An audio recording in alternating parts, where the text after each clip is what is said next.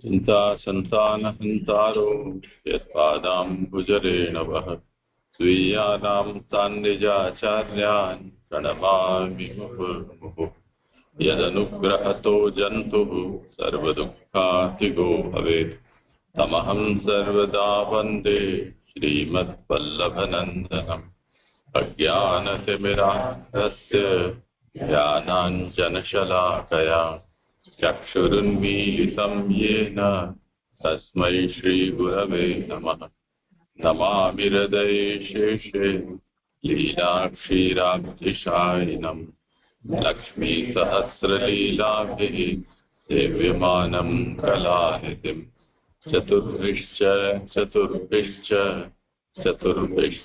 त्रिभिस्तथा षड्भिर्विराजते योऽसौ पंचधा हृदये।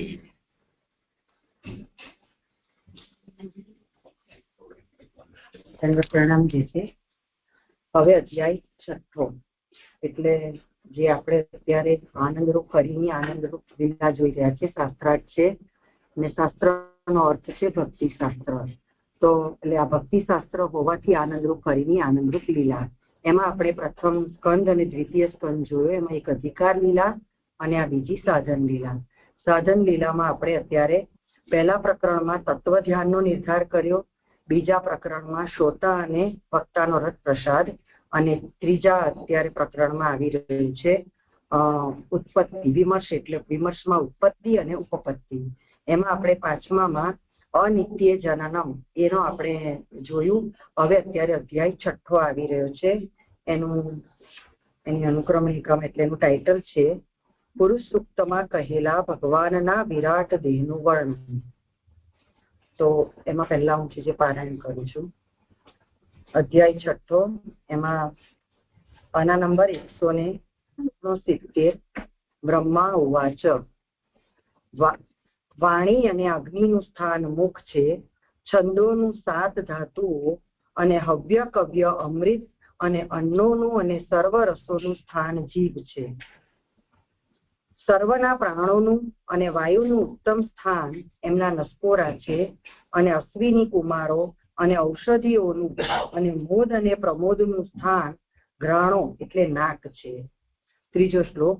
રૂપો અને તેજોનો આધાર ચક્ષુ, સ્વર્ગ અને સૂર્યનો 2 નયનો, દિશાઓ અને તીર્થોનો 2 કાનો, આકાશ અને શબ્દનો આધાર શ્રોત્ર છે. ઉત્તમ વસ્તુઓનું અને સૌંદર્યનું ભાજન એમનું શરીર છે. આમની ત્વચા સ્પર્શ અને વાયુનું અને વળી સર્વ પવિત્રપણાનું સ્થાન છે. વૃક્ષ જાતિઓનું અથવા જેમનાથી યજ્ઞ સારી રીતે સજ્જ થાય છે તેમનું સ્થાન રૂવાડા છે. આમના કેશ, દાઢી અને નખો શિલા, લોડું, વાદળા અને વીજળીનું સ્થાન છે. બાહુઓ લોકનું પાલન કરનારાઓનું, ઘણા ભાગે ધર્મ કરનારાઓનું સ્થાન છે. વિક્રમ ભૂરલોક, ભુવરલોક અને સ્વર્ગલોકનું, ક્ષેમનું અને શરણનું સ્થાન છે. હરિનું ચરણ સર્વ કામનાઓનું અને વરનું પણ સ્થાન છે. જલોનું, વીર્યનું, સૃષ્ટિનું, મેઘનું અને પ્રજાપતિનું સ્થાન પુરુષનું શિષ્ટનું છે. ઉપસ્થ તો પ્રજાતિથી થતા આનંદ અને કામની શાંતિનું સ્થાન છે. હે નારદ, યમ, મિત્ર અને પરિમોક્ષનું સ્થાન પાયું છે. હિંસાનું, નિવૃત્તિનું, મૃત્યુનું અને નરકનું સ્થાન ખુદા મનાયેલું છે. પરાજયનું, અધર્મનું અને અંધકારનું પણ ઊંઠનો ભાગ, અને નદ અને નદીઓનું, નાળીઓ અને પર્વતોનું, અસ્થિઓનું સમૂહ સ્થાન છે. પ્રકૃતિ અને રસના સમુદ્રોનું, મહાભૂતોનું અને મૃત્યુનું સ્થાન પુરુષનું ઉદર અને મનનું સ્થાન હૃદય જણાવેલ છે. ધર્મનું મારું અને તારું, કુમારોનું અને મહાદેવનું, વિજ્ઞાનનું અને તત્વનું સ્થાન ભગવાનનું અંતઃકરણ છે. હું, તું અને મહાદેવ જ આ જે મુનિઓ, મોટા ભાઈઓ, દેવો, અસુરો, પર્વતો, નાગો, પક્ષીઓ, જનાવરો, સર્પો, ગંધર્વો અને અપ્સરાઓ, યક્ષો, રાક્ષસો, ભૂતોના સમૂહો, ઉરગો, પશુઓ, પિતૃઓ, સિદ્ધો, વિદ્યાધરો, ચારણો, વૃક્ષો, અને બીજા જલસ્થળ અને આકાશમાં રહેનારા જાત જાતના જીવો, ગ્રહો, નક્ષત્રો, કેતુઓ, તારાઓ, વીજળીઓ, મેઘો. આ સર્વ થઈ ગયેલું, થનારું અને જે છે તે સર્વ પુરુષ જ છે. એણે આ વિશ્વ ભરી દીધેલું છે અને વેંત જેટલા વધારે છે. પોતાના સ્થાનને તપાવતો એ પ્રાણ બહાર પણ તપાવે છે. એવી રીતે વિરાટને તપાવતા પુરુષ અંદર અને બહાર તપાવે છે. એ મર્ત્ય અને અન્નને ઓળંગી ગયેલ છે. તેથી અમૃત અને અભયના ઈશ્વર છે. હે બ્રહ્મન, પુરુષનો આ મહિમા અગાધ છે. લોકો જેમના ચરણ છે તેવા પુરુષના ચરણોમાં સર્વ પ્રાણીઓ હોવાનો અનુભવ કરે છે. 3 મસ્તકવાળાના મસ્તકોમાં અમૃત, ક્ષેમ અને અભય રાખેલા છે. અને પ્રજાને ન ઉત્પન્ન કરનારા જે આશ્રમો છે તે 3 પાદો ત્રિલોકની બહાર રહે.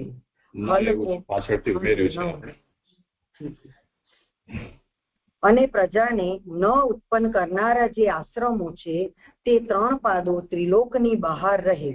હલકો, સ્થૂલ, વ્રત વિનાનો, ગૃહમેધી તો 3 લોકની અંદર છે.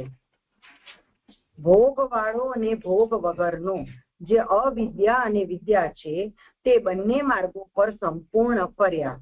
પુરુષ તો બંનેના આશ્રય વાળા છે. એમાંથી બ્રહ્માંડ થયું. તેમાંથી મહાભૂત, ઇન્દ્રિય અને ગુણરૂપ વિરાટ થયા. એમણે કિરણોથી સૂર્યની પેઠે તપાવતા એ દ્રવ્યે વિશ્વનું ઉલ્લંઘન કર્યું. જ્યારે આ મહાત્માની નાભીમાંથી ઉત્પન્ન થયેલા કમલમાંથી હું ઉત્પન્ન થયો ત્યારે પુરુષના અવયવો વિનાની યજ્ઞની સામગ્રી હું જાણતો ન હતો. હવે 23, 24, 25, 26 સાથે શ્લોક છે. હે ઉત્તમ પુરુષ, એઓમાં યજ્ઞના પશુઓ, વનસ્પતિ સાથે કુશો અને આ યજ્ઞની ભૂમિ અને ઘણા ગુણો સાથેનો કાલ, વસ્તુઓ, ઔષધિઓ, સ્નેહો, રસો, લોઢા, માટી, જલ, ઋગ્વેદ, યજુર્વેદ અને સામવેદના મંત્રો અને ચાતુર્ગોત્ર નામો અને મંત્રો, દક્ષિણાઓ અને વ્રતો, દેવતાઓનો અનુક્રમ, કલ્પ, સંકલ્પ અને વળી સૂત્ર, ગતિઓ અને મતિઓ, પ્રાયશ્ચિત્ત અને સમર્પણ, આ સામગ્રીઓ એ પુરુષના અવયવોથી ભેગી કરી. એવી રીતે પુરુષના અવયવોથી સામગ્રી ભેગી કરેલા મેં એ જ યજ્ઞરૂપ પુરુષ ઈશ્વરનું એ સામગ્રીથી જ પૂજન કર્યું. 28મો શ્લોક. પછી પ્રજાના નવપતિઓ આ તારા ભાઈઓએ ઘણા સાવધાન થઈને પ્રગટ થયેલા અને અપ્રકટ પુરુષનું પૂજન કર્યું. અને ત્યાર પછી સમય જતા મનુઓએ, ઋષિઓએ, બીજાઓએ, પિતૃઓએ, દેવોએ, દૈત્યોએ અને મનુષ્યોએ યજ્ઞોથી સમર્થનું પૂજન કર્યું. આ પ્રસિદ્ધ વિશ્વ ભગવાન નારાયણમાં સ્થાપન કરાયેલું છે. માયાના ગ્રહણથી ઘણા ગુણવાળા થયેલા એ સૃષ્ટિના આરંભમાં ગુણરહિત મનાયેલા છે. એમણે યોજેલો હું વિશ્વ રચું છું. એમને વશ રહી હર એનો નાશ કરે છે. 3 શક્તિઓ ધારણ કરેલા ભગવાન પુરુષ રૂપથી વિશ્વનું પરિપાલન કરે છે. હે વહાલા, આ જેમ તે પૂછ્યું તે એવી રીતે મેં તને કહ્યું. સદરૂપ અને અસદરૂપ કાંઈ પણ ભગવાનથી જુદું થતું નથી. હે વહાલા, મારી વાણી ખોટી જણાતી નથી. કોઈ પ્રસંગે મારા મનની ગતિ ખોટી થતી જ નથી. મારી ઇન્દ્રિયો નિંદિત માર્ગે જતી નથી, કારણ કે પ્રેમ વાળા હૃદયથી હરિને ધારણ કરેલા છે. એ વેદમય, તપોમય પ્રજાપતિઓએ સર્વ તરફથી વંદન કરાયેલા એઓના પતિ એવા મેં સાવધાન રહી નિપુણ યોગ આચરીને જેમનામાંથી પોતાની ઉત્પત્તિ થયેલી તેમને જાણ્યા નહીં. જેમ આકાશ પોતાનો છેડો જાણતું નથી, તેમ જેમણે પોતાની માયાના વૈભવને જાણ્યો નથી તેમના સારી રીતે પ્રાપ્ત કરવા પ્રયાસ કરનારના ભવને કાપી નાખનારા કલ્યાણના સ્થાનરૂપ ઘણા મંગલ ચરણને હું નમન કરું છું. જેમની સત્ય ગતિ હું નથી જાણતો, તમે નથી જાણતા, મહાદેવ નથી જાણતા, તો પછી બીજા દેવો તો ક્યાંથી જ જાણે? જેમની માયાથી મોહ પામેલી બુદ્ધિવાળા તો આ રચેલા જગતને પોતાની યોગ્યતા પ્રમાણે જાણીએ છીએ. જેમના અવતારના કર્મોનું આપણે વગેરે નક્કી ગાન કરીએ છીએ, તત્વથી જેમને જાણતા નથી તે ભગવાનને નમસ્કાર. આ એ જન્મ રહિત આદ્ય પુરુષ કલ્પે કલ્પે પોતે પોતાની અંદર પોતાથી પોતાને રચે છે અને મારે છે અને રક્ષણ કરે છે. હવે 39 ને 40 શ્લોક.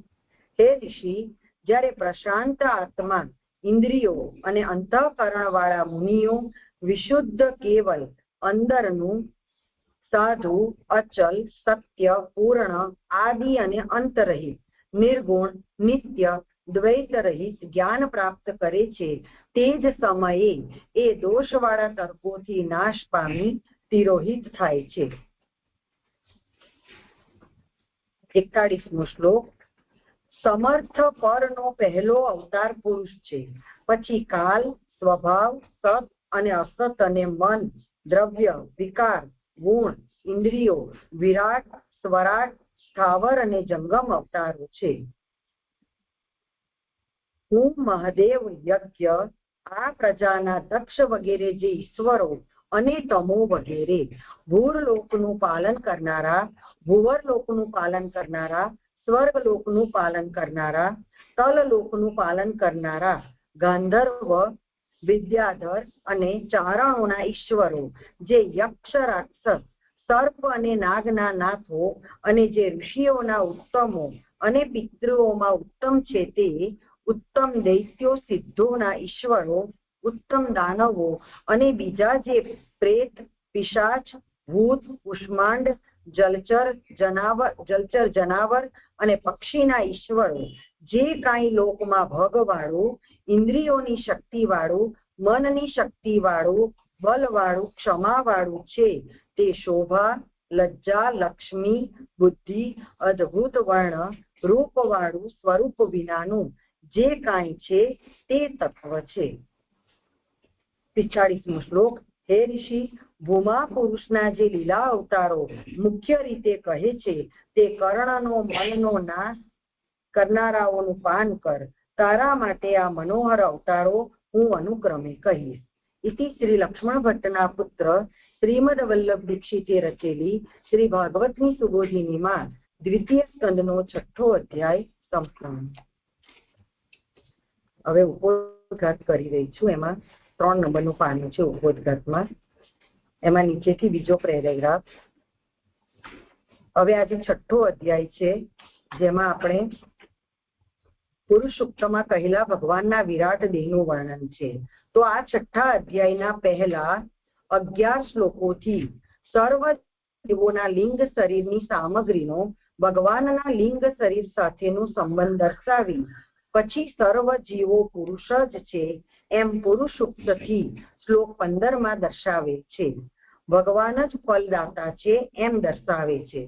પછી યજ્ઞના સાધન બનેલ સર્વ પદાર્થો પણ ભગવદ રૂપ છે એમ 22 થી 29 શ્લોકોથી જણાવે છે. ભગવાનથી જ ઉત્પત્તિ પેઠે બધાની સ્થિતિ અને પ્રલય પણ થાય છે એમ જણાવી ભગવાનનું મહાત્મ્ય દર્શાવે છે. હવે ભાગવતાર્થ પ્રકરણ. એમાં પાના નંબર 12 છે. 12માં જે ઉત્પત્તિના પ્રકાર, એમાં અધ્યાય 5 થી 7 કહ્યું છે. એમાં આપણે પહેલા ઉત્પત્તિના પ્રકરણમાં એટલે વિમર્શના પ્રકરણમાં જે ઉત્પત્તિ જોઈએ છે એ ઉત્પત્તિ 3 પ્રકારની. એમાં આપણે 5મા અધ્યાયમાં અનિત્ય એટલે મૂર્ત, જળ પદાર્થની ઉત્પત્તિને જનન ઉત્પન્ન થવું કહે છે, એ આપણે જોયું. હવે અત્યારે અધ્યાય 6થો આવી રહ્યો છે, જે નિત્ય અને હદવાળા પદાર્થો એટલે જીવોનો સમાગમ થાય છે.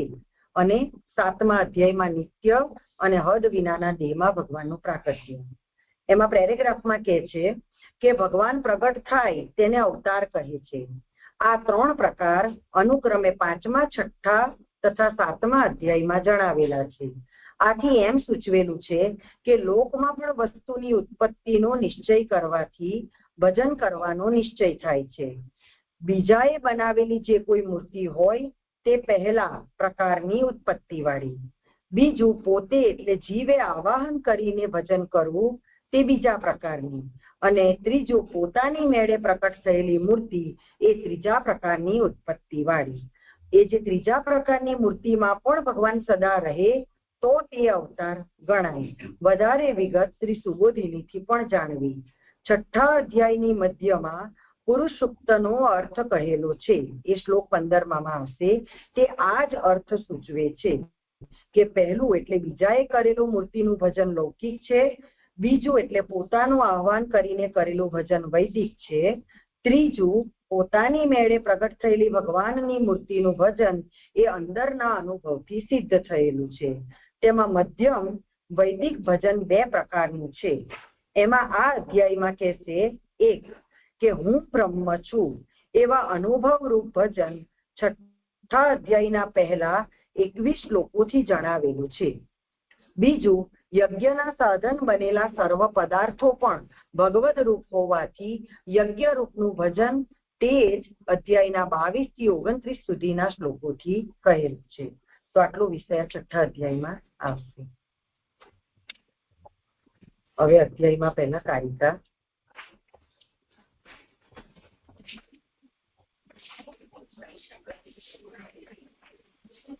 આના નંબર 168, અધ્યાય 6. પહેલી કારિકા. અનિત્ય જનનમ નિત્ય પરિચ્છિન્ને સમાગમઃ નિત્યા પરિચ્છિન્ન તનૌ પ્રાકટ્યમ ચેતી શાસ્ત્રીધા. અનિત્ય પદાર્થોની ઉત્પત્તિ, નિત્ય અને હદવાળા પદાર્થોનું સમાગમ અને નિત્ય અને હદ વિનાના શરીર વાળાઓનું પ્રાકટ્ય, એમ એ ઉત્પત્તિ 3 પ્રકારની છે. એટલે આપણે વિમર્શમાં જે ઉત્પત્તિ 3 પ્રકારે જે 5, 6 અને 7 અધ્યાયથી જોઈએ છે તો એ આ પ્રમાણે અહીંયા નિરૂપણ પહેલી કારિકામાં કર્યું. બીજી કારિકા. ઉત્પત્તિ સ્થાન સંબંધ રૂપા ષષ્ઠે નિરૂપ્યતે સ્થૂલસ્ય અમૂર્ત રૂપસ્ય તદ અભેદ દ્રશિ ફલમ. સ્થૂલ અને અમૂર્ત દેહ રહિત સ્વરૂપ વાળાની સ્થાન સાથેના સંબંધ રૂપ ઉત્પત્તિ 6ઠા સ્કંદમાં કહેવામાં આવે છે. એવોનો ભગવાનથી અભેદ હોવાનું જ્ઞાન એ ફલ છે. એટલે આ અધ્યાયમાં જે સ્થૂલ એટલે અમૂર્ત જે દેહ રહિત સ્વરૂપ વાળા ભગવાન છે એની એ સ્વરૂપમાં જેનું સ્થાન બતાવ્યું છે એ સ્થાનનું ભગવાન સાથે સંબંધ છે એની ઉત્પત્તિ આ 6ઠા સ્કંદમાં કહેવામાં આવશે. અને એ જે તત્વોને સ્થાન આપ્યું છે તેની સાથે ભગવાનનો અહીંયા અભેદ બતાવ્યો છે. અને એ અભેદ હોવાનું જે જ્ઞાન છે એ જ અહીંયા ફલ છે. નારાયણ પરા વેદા ઇતિ અનેન નિરૂપિતમ સામાન્યેન તદ એવ અત્ર વિસ્તરેણ નિરૂપ્યતે. વેદો નારાયણમાં પ્રયોજન વાળા છે એ અધ્યાય 5 શ્લોક 15 થી 16 એ શ્લોકથી સામાન્ય રીતે જેનું નિરૂપણ કરેલું છે તે જ અહીં વિસ્તારથી કહેવામાં આવે છે. એટલે આપણે 15 અને 16મો શ્લોક જોયો 5મા અધ્યાયમાં 145મા પેજ પર કે નારાયણ પરા વેદા દેવા નારાયણ અંગજાહ નારાયણ પરા લોકા નારાયણ પરા મખાહ નારાયણ પરા યોગા નારાયણ પરમ તપઃ નારાયણ પરમ જ્ઞાનમ નારાયણ પરા ગતિઃ. આ જે શ્લોક છે એમાં 15મો અને 16મો આ શ્લોકનું જે ત્યાં સામાન્ય રીતે નિરૂપણ કર્યું છે એનું જ અહીં પુરુષ સૂક્ત પ્રમાણે એ ભગવાન નારાયણ માં જે વેદો છે તે અહીંયા વિસ્તારથી જણાવવામાં આવ્યું છે. પૌરુષેણ ચ સૂક્તેન નિર્ધારિતમ ઇહોદિતમ કાર્યસ્ય વસ્તુ અભેદો અપી મહાત્મ્યમ પરતઃ તથા. અને પુરુષ સૂક્તથી નિર્ણય કરેલું અહીં કરેલું છે. એમાં 1 નંબરની ફૂટનોટ છે અને એટલે કે ચ એટલે કરેલું ની જગ્યાએ કહેલું છે. જી. અને પુરુષ સૂક્તથી નિર્ણય કરેલું અહીં કહેલું છે. એમાં ફૂટનોટ છે ચ એટલે અને શબ્દથી છાંદોગ્ય, સૌબલ, મુંડક વગેરે ઉપનિષદોમાં પણ એવો નિર્ણય હોવાનું જણાવેલ છે. એટલે અહીંયા પુરુષોક્તથી જે બ્રહ્માજી નારદજીને નિર્ણય કહી રહ્યા છે ભગવાનના સ્વરૂપનું, એ જ અહીંયા આ ઉપનિષદ વગેરેમાં પણ એનો નિર્ણય કરેલો જ છે. અને કાર્યનો વસ્તુથી અભેદ હોવાનું મહાત્મયના પ્રયોજન વાળું હોય એ પ્રકારે કહેલું છે. એટલે જે કાર્યની ઉત્પત્તિ થશે એ કાર્યનો વસ્તુથી, એટલે જે પુરુષ સૂક્તમાં જે નિર્ણય કરેલો છે એ ભગવાનના સંબંધી છે, એમાં અભેદ છે એવું મહાત્મયના પ્રયોજન વાળું છે. એટલે એ પ્રકારે જ અહીંયા નિર્ણય કરેલો છે. અમૂર્ત રૂપમ સાધર્મ્યમ સર્વત્રૈવ હરેહે બૃહત તેન સિદ્ધો વસ્તુ અભેદઃ સ્થૂલમ ધ્યાનમ ચ સિદ્ધ્યતિ. હરિ સાથેનું અમૂર્ત પ્રકારનું ઘણું સમાન ગુણપણું સર્વત્ર જ કહેવાશે. તેથી વસ્તુ એટલે કે ભગવાન સાથેનો અભેદ સિદ્ધ થાય છે અને સ્થૂલ ધ્યાન થઈ શકશે. એટલે હરિ સાથેનું અમૂર્ત પ્રકારનું એટલે જે કંઈ આપણે ઉपोद्घातમાં પણ કહ્યું કે ભગવાનનું જે લિંગ શરીર છે એ જીવોના લિંગ શરીર સાથેનો સંબંધ બતાવ્યો છે. તો હરિ સાથેનું જે અમૂર્ત પ્રકારનું જે લિંગ શરીર છે એનું ઘણું સમાનપણું સર્વત્ર જ કહેવામાં આવ્યું છે. તેથી વસ્તુ એટલે કે જે કાર્ય જે છે એટલે કે જીવ છે વગેરે એનો અથવા તત્વોનો એ ભગવાન સાથેનો અભેદ સિદ્ધ થાય છે. એનાથી સ્થૂલ ધ્યાન પણ સારી રીતે એટલે કે જ્ઞાનથી થઈ શકશે. આટલું જ સમજાયું. બીજી કારિકામાં જરૂર છે ને એમાં છઠ્ઠા કલમાં બ્રેકેટમાં છઠ્ઠા સાચી વાત છે.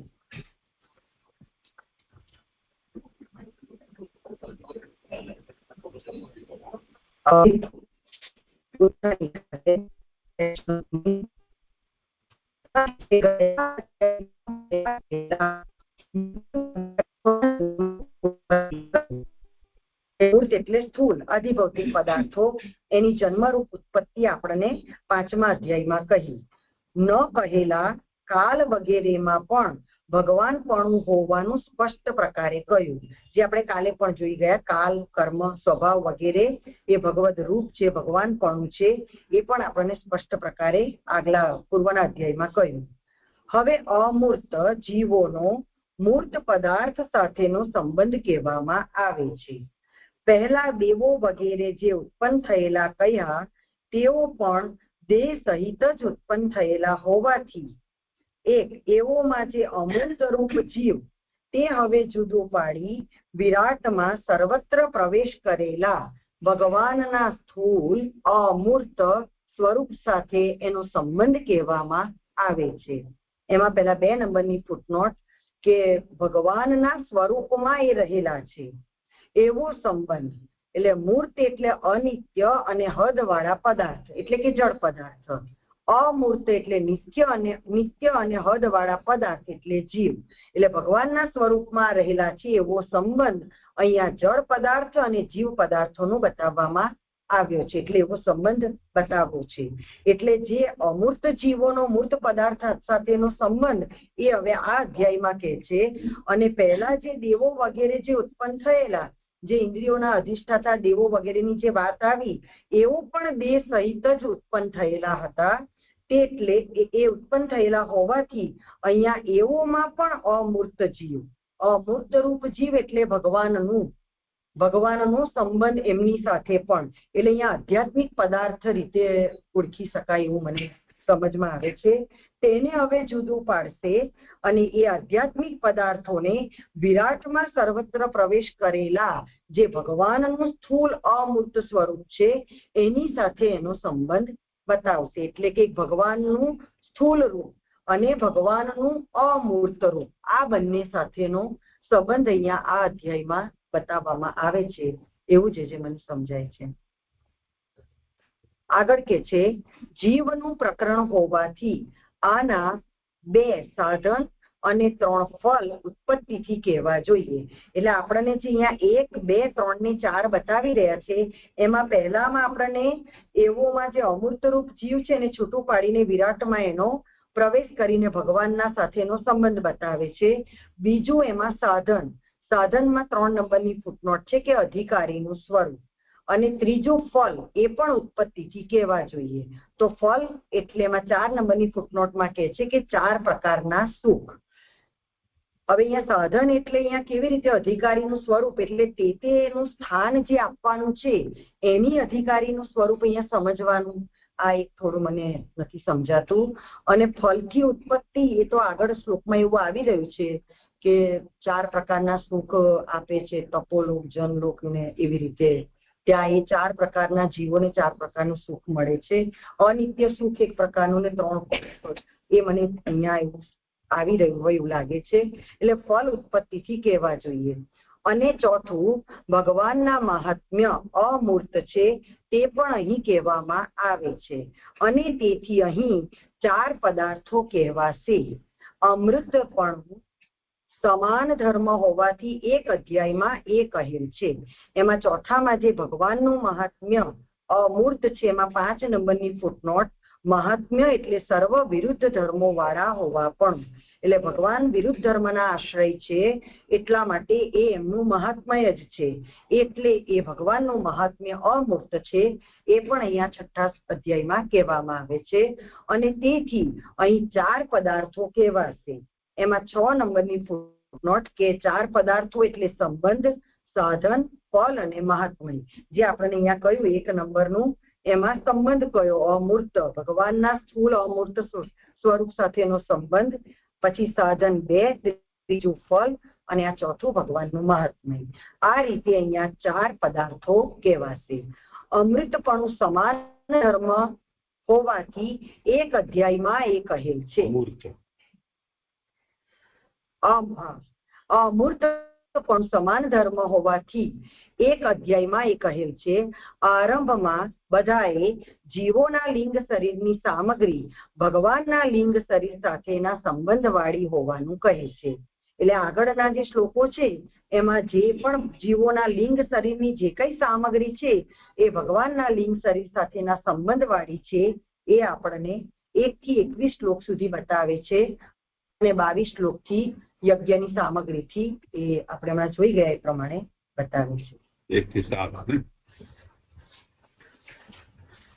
22 આ તો 21 સુધી બતાવશે. એક જ મિનિટ. ભાગવતાર્થ પ્રકરણમાં આપણે જોઈએ કે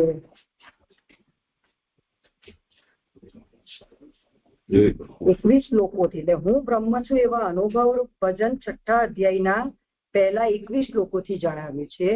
અને યજ્ઞના સાધન બનેલા સર્વ પદાર્થો પણ ભગવદ રૂપ હોવાથી યજ્ઞ રૂપનું ભજન એ 22 થી 29 સુધીના શ્લોકથી જણાવશે.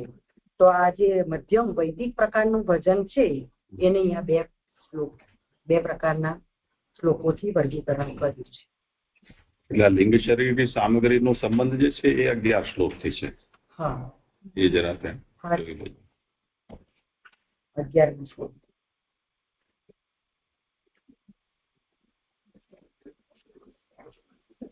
જી અંતઃકરણ શ્લોક કર્યું. આમાં જે ભગવાનનું મહાત્મ્ય અમૂર્ત છે ત્યાં મહાત્મ્યથી વિરુદ્ધ ધર્મો વાળા હોવો પણ એટલે એને કઈ વિશેષ અહીંયા બતાવ્યો છે, ઉલ્લેખ કર્યો છે. એનો કઈ ખાસ કારણ મહાત્મ્ય તો ભગવાનનું અનેક પ્રકારે જોવામાં આવે છે.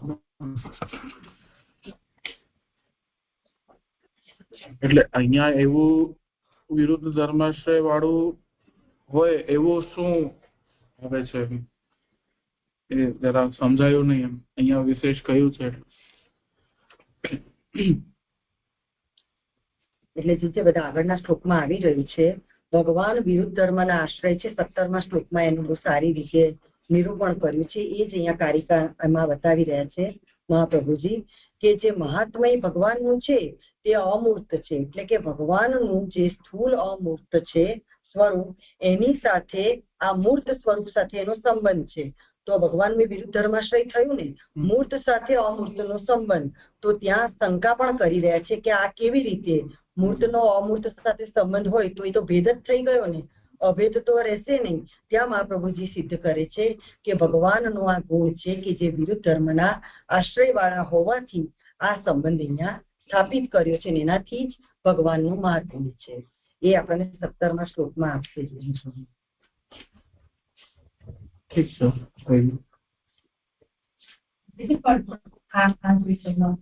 એ તો અમૂર્ત થી અહીંયા આગળ જીવ બ્રેકેટમાં અમૂર્ત રૂપ જીવ એમ લઈ રહ્યા છે.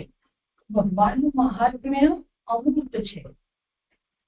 આજે આખી એની ઉપરની પણ એક લીટી જે શરૂઆતમાં આ જ પેજ ઉપર આરંભ થયું ને, એ આ બંને વાત નથી સરખી રીતે હજુ સમજમાં આવી કે વિરાટમાં સર્વત્ર પ્રવેશ કરેલા ભગવાનના સ્થૂલ અમૂર્ત સ્વરૂપ સાથે. તો સ્થૂલ અમૂર્ત સ્વરૂપ કદાચ આપણે કંઈક લખાવ્યું, મેં એરો કર્યું છે પણ મને બહુ ધ્યાન નથી આવેલું અત્યારે. હું તો હું કેમ કે આવું લખ્યું વાત શું છે સમજાયું નહીં. 168 છે ને, ત્યાં છેલ્લે લખ્યું છે કે વિરાટમાં સર્વત્ર પ્રવેશ કરેલા ભગવાનના સ્થૂલ, પછી કંઈક લખ્યું છે સ્થૂલ પછી અમૂર્ત સ્વરૂપ સાથે એનો સંબંધ કહેવામાં આવે છે. તો ભગવાનનું સ્થૂલ રૂપ એટલે મૂર્ત એમ સમજ્યા આપણે, પછી અમૂર્ત સ્વરૂપ સાથે એટલે આ જે એક તો આ વચન નથી સમજાવું, અને બીજું અમૂર્ત થી જીવ કે છે ભગવાનના મહાત્મ્ય સાથે એને કેવી રીતે જોડે, એ જે લાલનજીએ પૂછ્યું ને સીતાએ કહ્યું તો ખ્યાલ લાગ્યો એટલો વાંચો. આ બે વાર પૂછ્યું પણ એટલું જ છે જે કઈ વખતે લાગતું કે ભગવાનના સ્થૂલ રૂપ લખવાનું છે, રૂપ અને ભગવાનના જ પદાર્થો લખવાનું છે, ભગવાનના જ અમૂર્ત સ્વરૂપ. એટલે સ્થૂલ રૂપ પણ ભગવાનનું ને ભગવાનના જ અમૂર્ત સ્વરૂપ સાથેનો એનો સંબંધ કહેવામાં આવે છે. એટલે જે આગળ 5મા અધ્યાયમાં આપણે જે રિવિઝન કરીને આવ્યા છે એમાં સ્થૂલ અને અંતર્યામી, એમાં સ્થૂલમાં મૂર્ત અને અમૂર્ત અને અંતર્યામી એ જે પ્રાકટ્યનો 3 જે બતાવ્યા 5, 6 અને 7માં અંતર્યામીનો પ્રકાર, પ્રાકટ્યનો પ્રકાર 7મા અધ્યાયને કહેશે. તો એ સ્થૂલમાં જે મૂર્ત જે કહ્યું છે એમાં 5મા અધ્યાયમાં આપણને નિરૂપણ બતાવી દીધું, અને 6થા અધ્યાયમાં જે અમૂર્ત જીવ છે એનું નિરૂપણ હવે આખો અધ્યાયનો આવશે. અને ત્યાર પછી અને લાલનજી પણ જે વિરુદ્ધ ધર્માશ્રય પૂછી રહ્યા છે તો અહીંયાથી જે બતાવી દીધું છે કે જળ પણ તે બને છે તો જીવ પણ તો તે જ બનવું છે. મૂર્ત અને અમૂર્ત એમાં અહીંયાથી જ આપણને એમની વિરુદ્ધ ધર્માશ્રયતા દેખાઈ જાય છે. અને તે અહીં આગળ પણ હવે બતાવી રહ્યા છે કે સાધન ફળ આ બધું જ ભગવાન જ બન્યા છે, બધું જ અહીંયાથી બતાવી રહ્યા છે, એનાથી વિરુદ્ધ ધર્માશ્રયતા પણ સમજાય છે. એ તો થયું જે હમણાં ચર્ચા સુનિતાએ કહ્યું ને એ સામાન્ય વાત પણ સમજાવી છે. આ જેટલું એડ કરાવ્યું ને એટલું લખીને કીધું ભગવાનના રૂપ અને ભગવાનના બધું લખવાનું છે. એટલે જે સળંગ વાક્ય છે ને તો સમજમાં નતું આવતું ને, એટલે ત્યાં સ્થૂલ થી સ્થૂલ રૂપ લેવાનું અને અમૂર્ત થી ભગવાનનું જ બસ એટલું જ આપે લખાયું છે ત્યાં.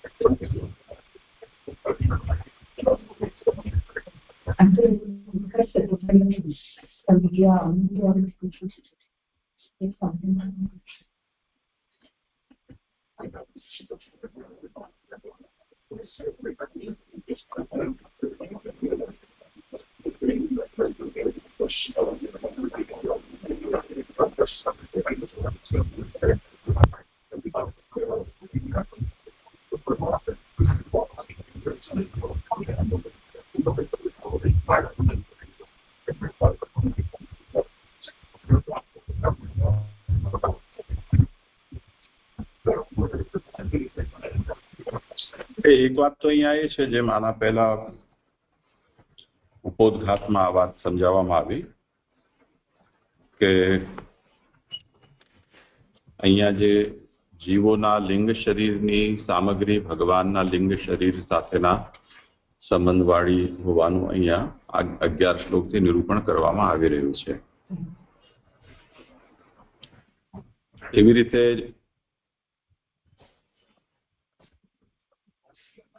168માં જે વાત થઈ કે પહેલા દેવો વગેરે જે ઉત્પન્ન થયેલા કહ્યા એ બધા દેહ સહિત ઉત્પન્ન થયેલા હોવાથી એમાં જે જીવ અમૂર્ત એટલે એને જુદું કરીને વિરાટની અંદર જે ભગવાન પ્રવેશ કરેલા છે, જે ભગવાન સ્થૂલ અને અમૂર્ત સ્વરૂપ હતા, એમનો સંબંધ હવે આમની સાથે આ જે દેવો છે એમની સાથે બતાવવામાં આવી રહ્યો છે. આ જે વાત આવી છે ક્યાં આવી તમે ધ્યાનથી જુઓ.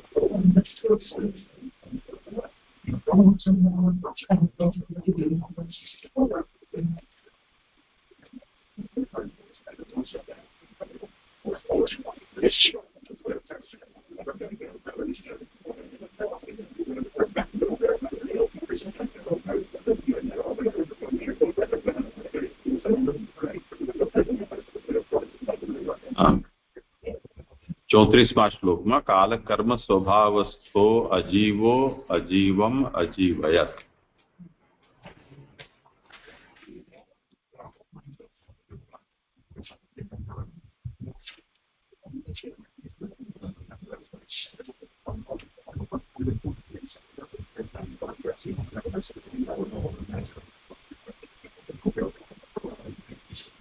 કાલ કર્મ સ્વભાવમાં રહેલા અજીવ એટલે ભગવાન,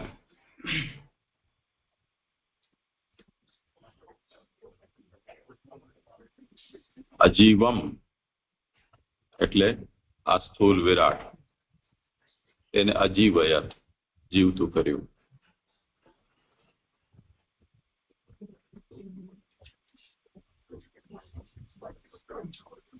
એ વાતને અહીંયા સમજાવી રહ્યા છે.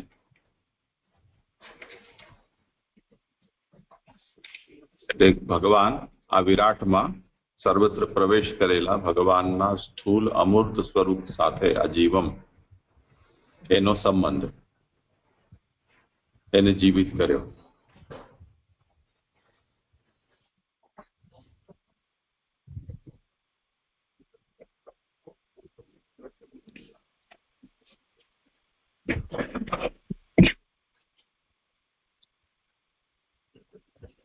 ભૂલમાં અહીંયા એને એ રીતે કહેવામાં આવ્યું છે ઇદાનીમ અમૂર્તાનામ નહીં, હા,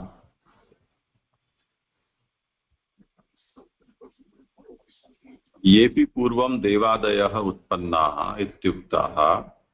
દેવ વગેરેની ઉત્પત્તિ ત્યાં બતાવી. તેપી વિશિષ્ટા એવ ઉત્પન્નાઃ ઇતિ. એ દેહ વિશિષ્ટ જ ઉત્પન્ન થયા હતા. તત્ર યદ અમૂર્તમ રૂપમ તદિદાનીમ પૃથક્કૃત્ય. એમાં જે અમૂર્ત રૂપ હતું એને જુદું કરીને સ્થૂલ રૂપે ભગવતી અમૂર્તે સર્વત્ર વિરાજી પ્રવિષ્ટ રૂપે સંબંધો નિરૂપ્યતે. હવે વિરાટ સાથે એનો શું સંબંધ છે એનું નિરૂપણ કરવામાં આવી રહ્યું છે. વિરાજમાં જે પ્રવિષ્ટ થયું ભગવાનનું રૂપ, કે સર્વત્ર વિરાટમાં એ પ્રવિષ્ટ થયું છે અને એ અહીંયા સ્થૂલ રૂપ ભગવાન છે. એ વિરાટ જે છે સ્થૂલ રૂપ ભગવાન છે. તો વિરાટ રૂપ જે ભગવાન છે સ્થૂલ રૂપ, એમાં સર્વત્ર જ ભગવાને જે પ્રવેશ કર્યો છે એની સાથે આનો સંબંધ હવે બતાવવામાં આવશે. આ બીજો વિષય થયો. તો પુરુષોત્તમજી એને અહીંયા પૃથક્કૃત્ય ઇતિ દેહાત પૃથક્કૃત્ય અને સંબંધ એથી આધેયસ્વરૂપ, એનો સંબંધ બતાવવામાં આવશે. એનો મતલબ શું કે આ જે વિરાટ રૂપ જે ભગવાન છે એ એના આધેય છે, બની રહ્યા છે. અરે વિરાટ રૂપ નહીં, યાની આ બધા જે દિવાદીનો પ્રકટ થઈ રહ્યો છે સંઘાત, તે અને ભગવાન છે એના આધાર રૂપ છે. તેન મૂર્તત્વમ નામ અનિત્યત્વે સતી પરિચ્છિન્ન પરિમાણત્વમ. અહીંયા જે મૂર્તતા બતાવી છે, મૂર્તતાનો મતલબ અહીંયા એ છે કે અનિત્યતા પણ જેની છે અને સાથે સાથે જેનું પરિમાણ પરિચ્છિન્ન છે. નતુ પરિચ્છિન્ન પરિમાણ માત્રમ, કેવલ પરિચ્છિન્ન પરિમાણ છે.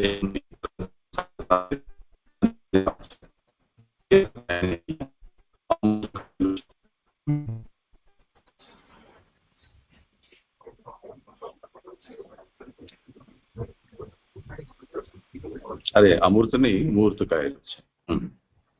અને અમૂર્તતા જે છે એ તો નિત્ય હોય અને પરિચ્છિન્ન છે. તે આ વિષયમાં પુરુષોત્તમજી જે આજ્ઞા કરી રહ્યા છે એનું આમણે નાનુભાઈએ વિશેષ નથી લખ્યું. હોઈ શકે કે એ વિષય એમને કઠિન લાગ્યો હોય અથવા અસ્પષ્ટ હોય એમાં, એટલે પુરુષોત્તમજી આગળ એ વાત લખી છે કે ઇદમેવ મૂર્તામૂર્ત બ્રાહ્મણે સિદ્ધ્યતિ. આ જે વિષયનું નિરૂપણ અહીંયા કરવામાં આવ્યું છે એ બૃહદારણ્યક ઉપનિષદના મૂર્તામૂર્ત બ્રાહ્મણ એક પેસેજ છે, એમાં આ વાત સિદ્ધ થાય છે. તો એ મૂર્તામૂર્ત બ્રાહ્મણ શું છે? તો ત્યાં 2-3-1 છે આ બૃહદારણ્યક ઉપનિષદનું. ત્યાં અથ અમૂર્તમ વાયુશ્ચ અંતરિક્ષંચ એતદ અમૃતમ નિત્યમ એતદ યત ચલમ એતદ ત્યત અચક્ષુગ્રાહ્યમ. આવું ત્યાં કહેવામાં આવ્યું છે. આ જે વાયુ અને અંતરિક્ષ છે એ અમૂર્ત છે, એ નિત્ય છે. અને એતદ યત ચલમ એતદ ત્યત, અને આ જે ચાલી રહ્યું છે અને તે બંને ચક્ષુથી ગ્રાહ્ય નથી, આવું ત્યાં વચન છે બૃહદારણ્યક ઉપનિષદમાં. તો એ શ્રુતિમાં નિત્યત્વે સતી અસ્થિરત્વે સતી અચક્ષુગ્રાહ્યત્વમ ઇત્યર્થઃ પ્રતિભાતિ. આમાં પણ વાત બતાવી છે. એક તો નિત્ય છે, બીજું સ્થિર નથી, બીજું ચક્ષુથી ગ્રાહ્ય નથી. હવે એમાં જે સંપાદક એમ લખી રહ્યા છે કે પ્રકાશ પાઠો અયમ અનુલિપિકૃત પ્રામાદિકો વા અન્યથા વા ઇતિ ન બુધ્યતે. એટલે પુરુષોત્તમજીનું જે પ્રકાશની પ્રતિલિપિ જેમણે પણ કરી છે, કેમ કે મૂળ એમના હસ્તાક્ષરથી આ મળેલું નથી, તો સંપાદકને એવું લાગે છે કે જેણે લિપિ કરી છે એને કંઈક આમાં ગડબડી કરી છે, અથવા તો બીજો કોઈક અર્થ કે અભિપ્રાય હોય લેખકનો. જો ગડબડી નથી લેખનમાં થયેલી તો. એટલે પ્રકાશકાર જે નો પાઠ આપણને મળી રહ્યો છે એનાથી પણ આનો અભિપ્રાય બહુ સ્પષ્ટ રૂપથી સમજાતો નથી, એવો સંપાદકનો અહીંયા મત છે. ખેર, પણ એ જે વિષય પણ હોય, જે પણ પ્રકટ થયું છે એનો વિરાટ સાથેનો સંબંધ આ અધ્યાયમાં બતાવવામાં આવશે. એ વિષયમાં તો કોઈ સંશય નથી. તો મૂળ આટલી વાત સમજમાં આવે તો ઘણું છે.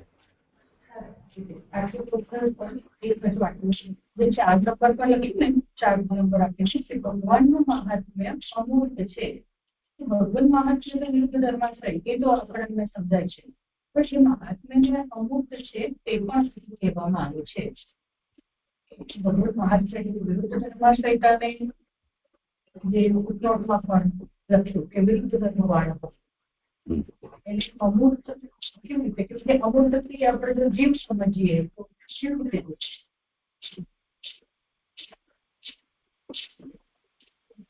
અમૂર્ત એટલે શું સમજી? જીવ અહીંયા લખ્યું છે બ્રેકેટમાં મૂર્ત તો જળ પદાર્થો, જળ અને અમૂર્તનો જીવ. અહીંયા પણ લખ્યું છે કે અમૂર્તનો જીવ, તો એને જીવ સમજીએ તો પછી ભગવાનનું મહાત્મ્ય અમૂર્ત છે એ સુધી લખ્યું. ભગવત મહાત્મ્ય સમજાય છે વિરુદ્ધ ધર્માશ્રય. મૂર્ત રૂપમાં બહુ અમૂર્ત રૂપો પણ એ સમજાયું. મહાત્મ્ય વિરુદ્ધ ધર્માશ્રયતા અમૂર્ત છે એ પણ કહેવાય છે. હા, તો એ વિરુદ્ધ ધર્માશ્રયતા એ જ તો થઈ ને કે મૂર્તન છે એવા મૂર્તન છે, એ જ તો વિરુદ્ધ ધર્માશ્રયતા.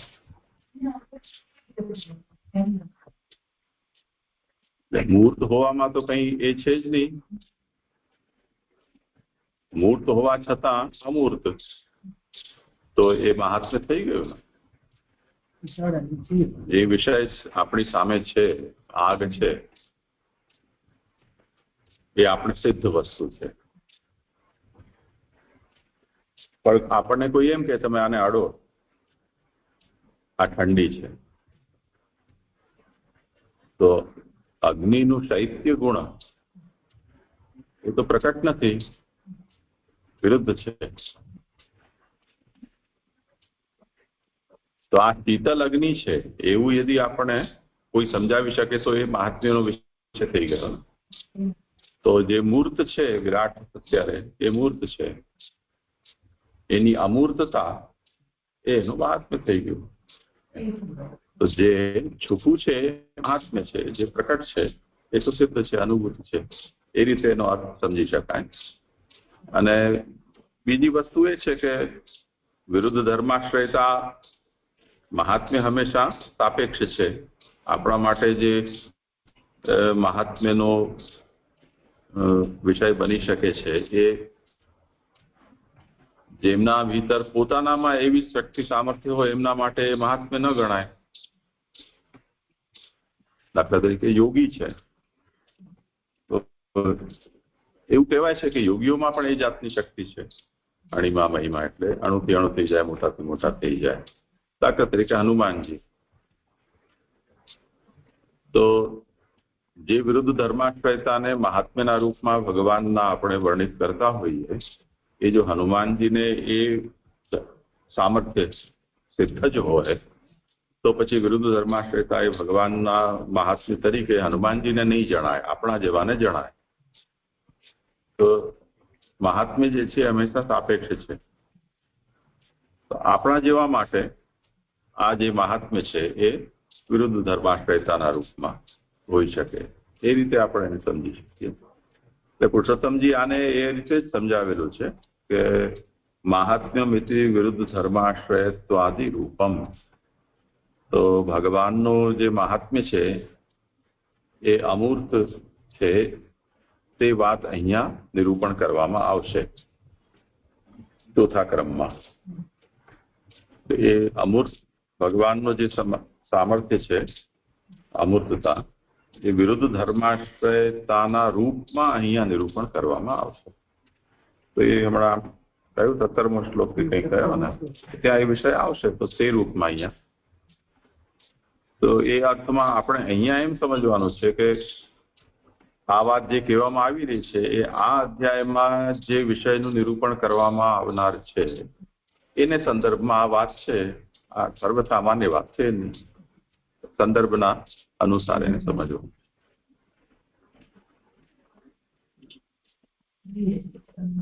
હા, દંડોત પ્રણામ જેજી. સુનિતાબેન, તમે આ છઠ્ઠા સ્કંધમાં કહેવામાં આવશે ત્યાં કઈક બોલ્યા પણ સમજાયું નહીં. હા, એક સ્કંદ નહીં પણ અધ્યાય સમજવાનો છે. હા, પ્રણામજી. હા સરસ બાબા, આને નિરૂપણ કર્યું ને સુનિતાએ, ત્યારે જો નીચે છેલ્લી લાઈન છે ઉત્થાનિકાની પહેલા શ્લોકની કે આરંભમાં બધાએ જીવોના લિંગ શરીરની સામગ્રી ભગવાનના લિંગ શરીર સાથેના સંબંધવાળી હોવાનું કહે છે. એ તો સમજાવ્યું છે. આપ એવું જ વચ્ચે કઈ બોલ્યા કે અધ્યાસવાળી છે, તો એ ન સમજાયું સરસ બાબા. તો અહીં હજી અધ્યાસવાળી સામગ્રી કેમ થઈ? અહીં આપે એવું સંભળાયું મને કે આપે. હા બોલો. ના, મને એવું ખ્યાલ નથી. કંઈક ફોનમાં ગડબડી છે. 11 શ્લોક 11 શ્લોક. હા હા, એને સ્પષ્ટ કરવા દેજે કે મેં કેવું અધ્યાસ શ્લોક અધ્યાસવાળી સમજી. મેં એ અધ્યાસવાળી કેમ થઈ અહીં લિંગ શરીરની સામગ્રી તો બરાબર અગિયાર શ્લોક પાસે જી શારદાજી. હા છે દંડવત પ્રણામ. આ સેકન્ડ ફૂટનોટમાં કઈ કરેક્શન હશે? મૂર્ત એટલે અનિત્ય અને હદ વાળા પદાર્થ અને અમૂર્ત એટલે નિત્ય અને હદ વાળા લખ્યું છે, તો હદ વિનાના નો આવવું જોઈએ એવું મને પૂછવું છે કે બરાબર જ છે? આ બરાબર જ છે. એટલે પહેલી કારિકામાં આપણે જુઓ તો એમ લખ્યું છે ને નિત્ય અને હદ વાળા અને નિત્ય અને હદ વિનાના. તો નિત્ય હોય જે પણ એની તો હદ ન હોય ને, અપરિચ્છિન્ન હોય ને, એવું મને વિચાર આવ્યો, સમજ હતી. તો અંતર્યામી છે. પહેલું જે અનિત્ય પદાર્થોની ઉત્પત્તિ કરી ને એ જળ, નિત્ય અને હદ વાળા પદાર્થોનો સમાગમ કયો એ જીવ, અને નિત્ય અને હદ વિનાના શરીર વાળાઓનું પ્રાકટ્ય એટલે અંતર્યામી. જીવ તો એટલે આમ એ છે નિત્ય, ભગવાનનો અંશ છે એટલે, પણ અનેક શરીર ધારણ કરવાથી એ પરિચ્છિન્ન બન્યો છે ને, અણુપરિમાણ. હા, એટલે એ હદ વાળો કયો છે, અણુપરિમાણ. હા ભલે.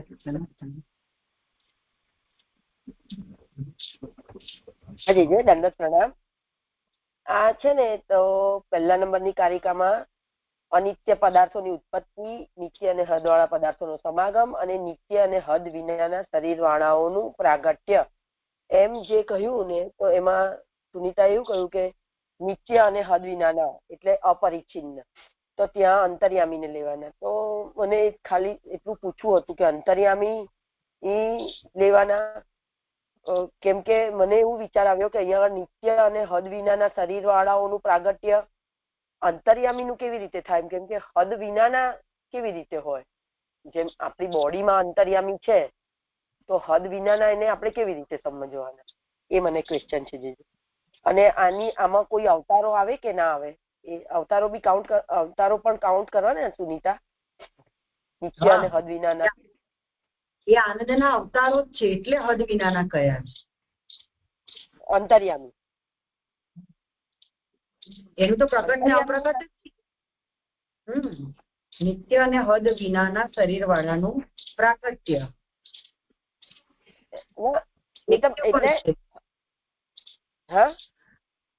એ નિત્ય પણ છે અને આનંદના અવતારો છે, એટલા માટે એનું પ્રાકટ્ય છે એમ. ના, એને હદ વિનાના સાથે આપણે કેવી રીતે રિલેટ કરવાના? આનંદ અપરિચ્છિન્ન છે, એના અવતારો અપરિચ્છિન્ન એટલે. અચ્છા, એટલે જેવી રીતે જીવ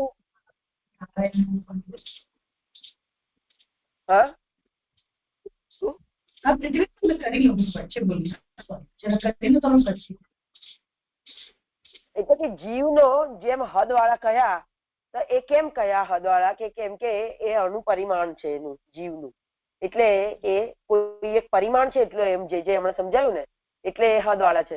પણ હદ વિનાના, તો પછી હદ વિનાના પાછા આપણા, એટલે હદ વિનાના નો મતલબ એવો નહીં લેવાનો કે પરિમાણ વગરના, કેમ કે આપણા બોડીમાં તો એટલે કેમ કે એમાં આનંદ પ્રગટ છે એટલે એને હદ વિનાના કયા છે. જે એટલે પરિમાણ, જેમ જીવનું પરિમાણ છે એમ પરિમાણ વાંચી અહીંયા આગળ અપરિચ્છિન્નતા નહીં લેવાની ને. જે મને આ ક્વેશ્ચનમાં સમજ બરાબર સમજાઈ શકી હું? જે આ કે એક પરિચ્છિન્ન અને એક અપરિચ્છિન્ન સમજવાનું છે. જળ, જીવ અને અંતર્યામી. જળ છે એનું જનન છે, અનિત્ય છે, અને નિત્ય પરિચ્છિન્ન જીવ છે, અને નિત્ય અપરિચ્છિન્ન એ અંતર્યામી છે. એમાં શું અસ્પષ્ટતા છે? હા, અસ્પષ્ટતા એ છે કે જેમ પરિચ્છિન્નતાને આપણે પરિમાણ જોડે રિલેટ કરીએ છીએ, એમ અપરિચ્છિન્નતાને આનંદ જોડે રિલેટ કરવાની છે, પરિમાણ જોડે રિલેટ નથી કરવાની. તો જ અંતર્યામી થશે ને. જે એવી રીતે લેવાનું ને, જે હું એમ પૂછું. આનંદ અવતાર એમ કહી દો. કેમ? હા, એટલે આનંદ છે એટલે અપરિચ્છિન્ન છે, અને જીવ કેમ કે પરિમાણ વાળા છે એટલે પરિચ્છિન્ન છે, એવી રીતે લેવાનું ને જે પછી જીવાંશ છે,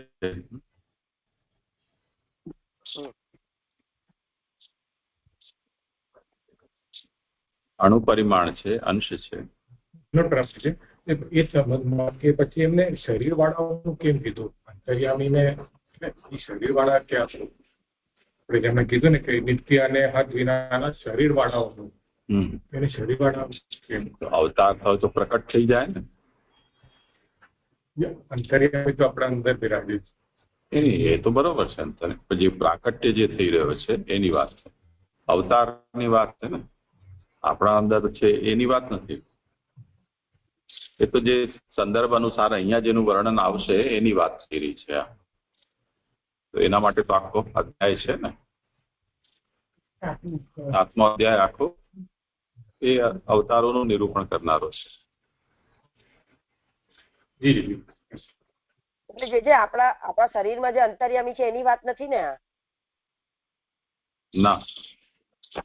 હા, મારે એ જ પૂછવું છે. જી જી.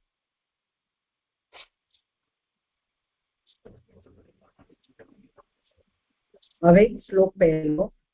હા, કઈ વિષય હતો થઈ બ્રહ્મા ઉવાચ વાચામ વહનેઃ મુખમ ક્ષેત્રમ છંદસામ સપ્તધાતવઃ હવ્ય કવ્ય અમૃતાન. અને જરા આ જે કહેવાના છે ને પહેલા 11 શ્લોક થી કે બધાએ જીવોના લિંગ શરીરની સામગ્રી ભગવાનના લિંગ શરીર સાથે સંબંધ, તો આ ટેકનિકલ શબ્દ સિમ્પલ લેંગ્વેજમાં શું કહેવાના છે એ કહી શકો? લિંગ શરીરની સામગ્રી એટલે શું સમજવાનું છે? એટલે મને એવું સમજાય છે કે જે કાર્યની ઉત્પત્તિ થશે, જે કાર્ય વસ્તુનો જે આધ્યાત્મિક પદાર્થો છે એનો ભગવાનના સ્થૂળ સાથે સંબંધ. જેમ કે અત્યારે આ પહેલો શ્લોક આવે છે કે વાણી અને અગ્નિનું સ્થાન મુખ છે, છંદોનું 7 ધાતુઓ હવ્ય કવ્ય અમૃત અને અન્નોનું, અને સર્વ રસોનું સ્થાન જીભ છે. તો જીભ શું થઈ? એ ભગવાનની જીભ થઈ ને આ જે કાર્યરૂપ બધા પદાર્થો છે એની સાથે ભગવાનની જીભ એ જ રસોનું સ્થાન છે. તો આ આધ્યાત્મિક પદાર્થોનું સ્થાન શું છે? તો ભગવાનનું સ્થૂળ રૂપ. એ રીતે અહીંયા સમજાવી રહ્યા હોય એવું લાગે છે. લિંગ શરીર એટલે અંતઃકરણ, તન્માત્રાઓ અને 10 ઇન્દ્રિયો.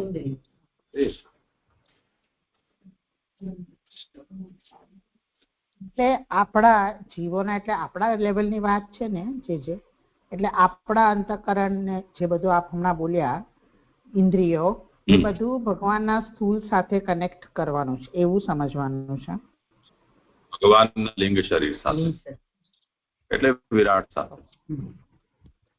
ઓકે, હા, આનંદ. તો 5મા અધ્યાયમાં જે ઉત્પન્ન થયું છે વિરાટ રૂપે કહી દીધું છે. હવે આપણે એની સાથે શું સંબંધ છે એ અહીંયા કહી રહ્યા.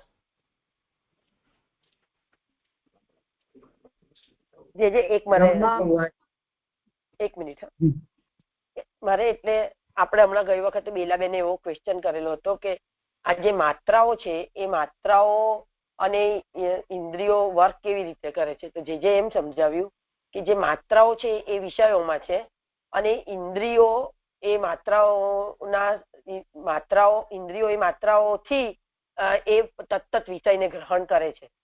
તો જેમ કે આપણે રૂપ છે, રસ છે, ગંધ છે, તો એ બધી માત્રાઓ એ બધામાં છે અને ઇન્દ્રિયો, આપણી તત્ત ઇન્દ્રિયો એ માત્રાઓને ગ્રહણ કરે છે, તેથી આપણે વિષયની સ્ફૂર્તિ થાય છે.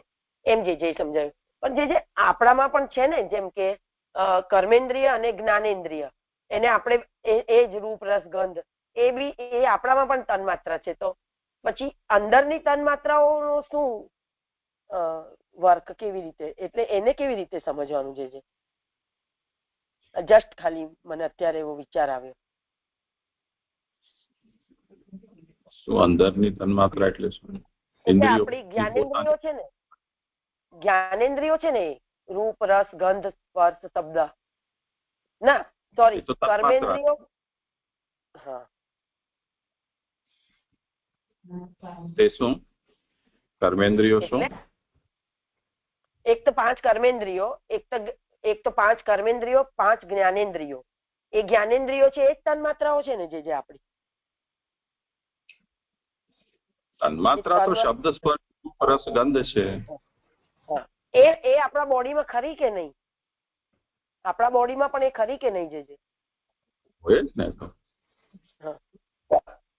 જેમ આપણી ઇન્દ્રિયો બહારની તન્માત્રાઓને ગ્રહણ કરીને બહારના વિષયોનું કરાવે છે આપણને બોધ, તો અંદરની તન્માત્રાઓનું શું કાર્ય એમ પૂછું છું, જે આપણી બોડીની અંદર ભીતર છે એમ. હા, તો આપણે અંગૂઠો ચૂસીએ તો આપણને મળે ને, રસ મળે. અંગૂઠો ચૂસતા કોઈ ચૂંટણી કરે, ખંજવાળ કરે, કોઈ સહેલાવે, મસાજ કરે, તો એ તન્માત્રા આપણને એ પોતાની જ પોતાને અનુભવ કરે જો આપણે કરીએ તો.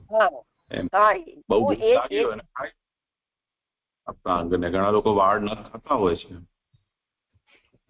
તો એ પોતે પોતાની વિષયો છે એના તન્માત્રાઓનો ભોગ કરે ને. આપણે અરીસામાં જોઈએ ત્યારે આપણી તન્માત્રા જે રૂપ તન્માત્રા એનો ભોગ કરીએ છીએ.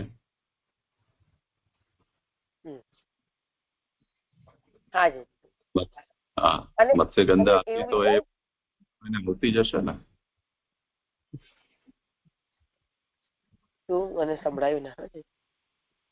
મત્સ્ય ગંધા હતી એને પોતાની ગંધ તો આવતી જ હશે ને.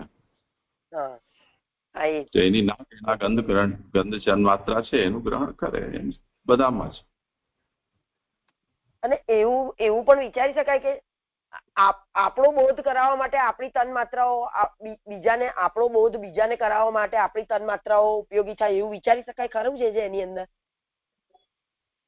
એ તો આપણે જંગલમાં ક્યારેક જઈએ રાતના સમયે, વાઘ ચીતા રહેતા હોય તો એ ખબર પડી જાય ને એમને કેટલો સ્વાદ મળે છે તરત.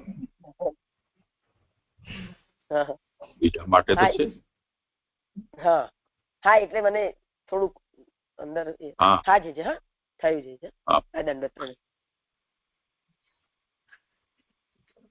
હવે કરીશું શ્લોક.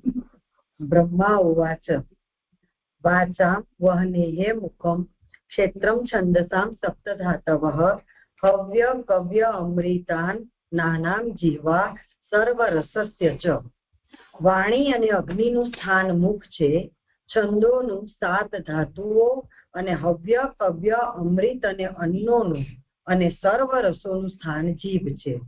સુબોધિનીજી, એ વિષયમાં વાચામ એટલે આપણે વગેરેની, એટલે વાચામ એટલે જે આપણા વગેરેની જે વાક ઇન્દ્રિયો અને એઓના અધિષ્ઠાતા દેવ અગ્નિનું ભગવાનનું પોલાણ રૂપ મુખ એ ક્ષેત્રમ એટલે કે સ્થાન છે.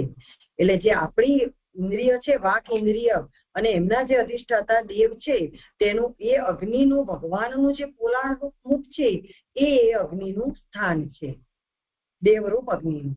ભગવાનના ઇન્દ્રિય રૂપ અને ગોલક રૂપ 2 મુખ છે. એટલે ભગવાનની ઇન્દ્રિય છે એ ગોલક રૂપ છે અને એ દેવતાઓનું સ્થાન એ મુખ છે. તે પૈકી બ્રાહ્મણનું સ્વરૂપ ગોલક સ્વરૂપમાંથી ઉત્પન્ન થયેલું હોવાનું કહેવા માટે એ ગોલક રૂપ પહેલા કહેલું છે.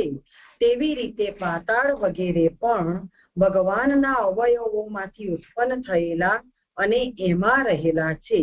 તેથી ભગવાન પાતાળ વગેરે રૂપવાળા હોવાનું કહેલ છે.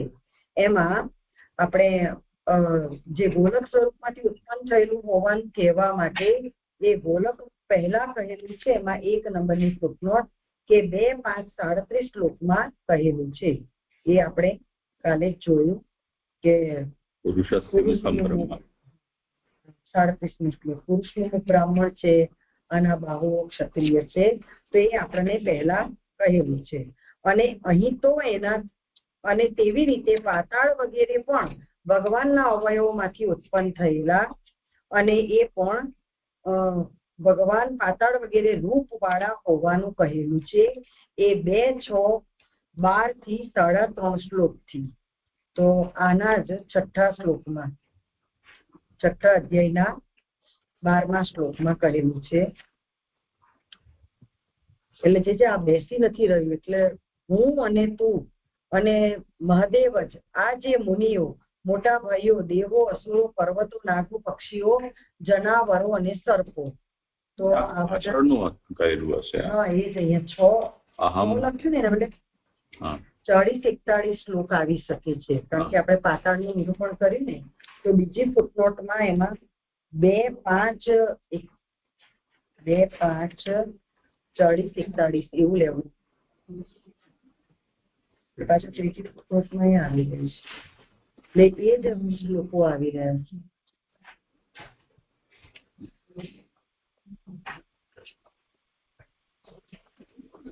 पातालादीनामपि भगवद अवयवेभ्यः उत्पत्तिः भगवती च स्थितिः अतः पातालादि विरूपो भगवान् इति निरूपितम्.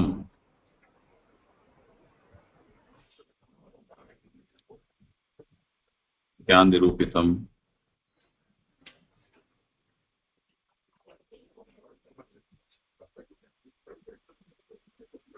એવી રીતે પાતાળ વગેરે પણ, એટલે ઉપરથી 4-5 શબ્દો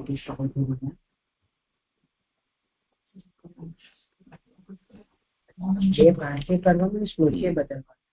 અને આમાં જે છે ને, અત્ર તુ તદ વિપરીતમ જગદુદ્દિશ્ય ભગવત્વમ વિધીયતે. અહીં તો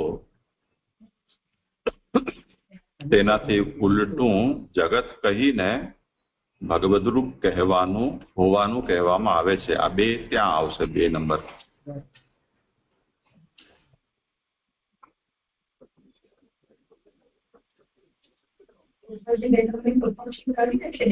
એટલે એને જો કહેવું હોય ને તો 2 અ અને 2 આ એવી રીતે કરીને તો હોવાનું કહેલ છે એ 5મા અધ્યાયમાં કહેલ છે, અને અહીં તો એનો મતલબ 6થા અધ્યાયમાં હજી 12મો શ્લોક છે તે.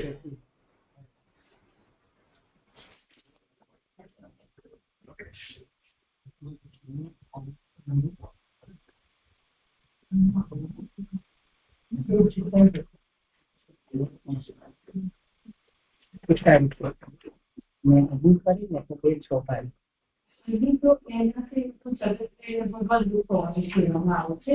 ત્યાં તો ભગવાન કહીને એ જગતરૂપ હોવાનું કહેલું છે, એટલે ત્યાં તો એને પાછું 5મા અધ્યાયનું છે. એટલે અહીંયા જે છે ઉલટું, એટલે પહેલા જગતને કહીને એ જગત ભગવાન રૂપ છે, ત્યાં પહેલા ભગવાનને બતાવેલી એ ભગવાન બન્યા છે.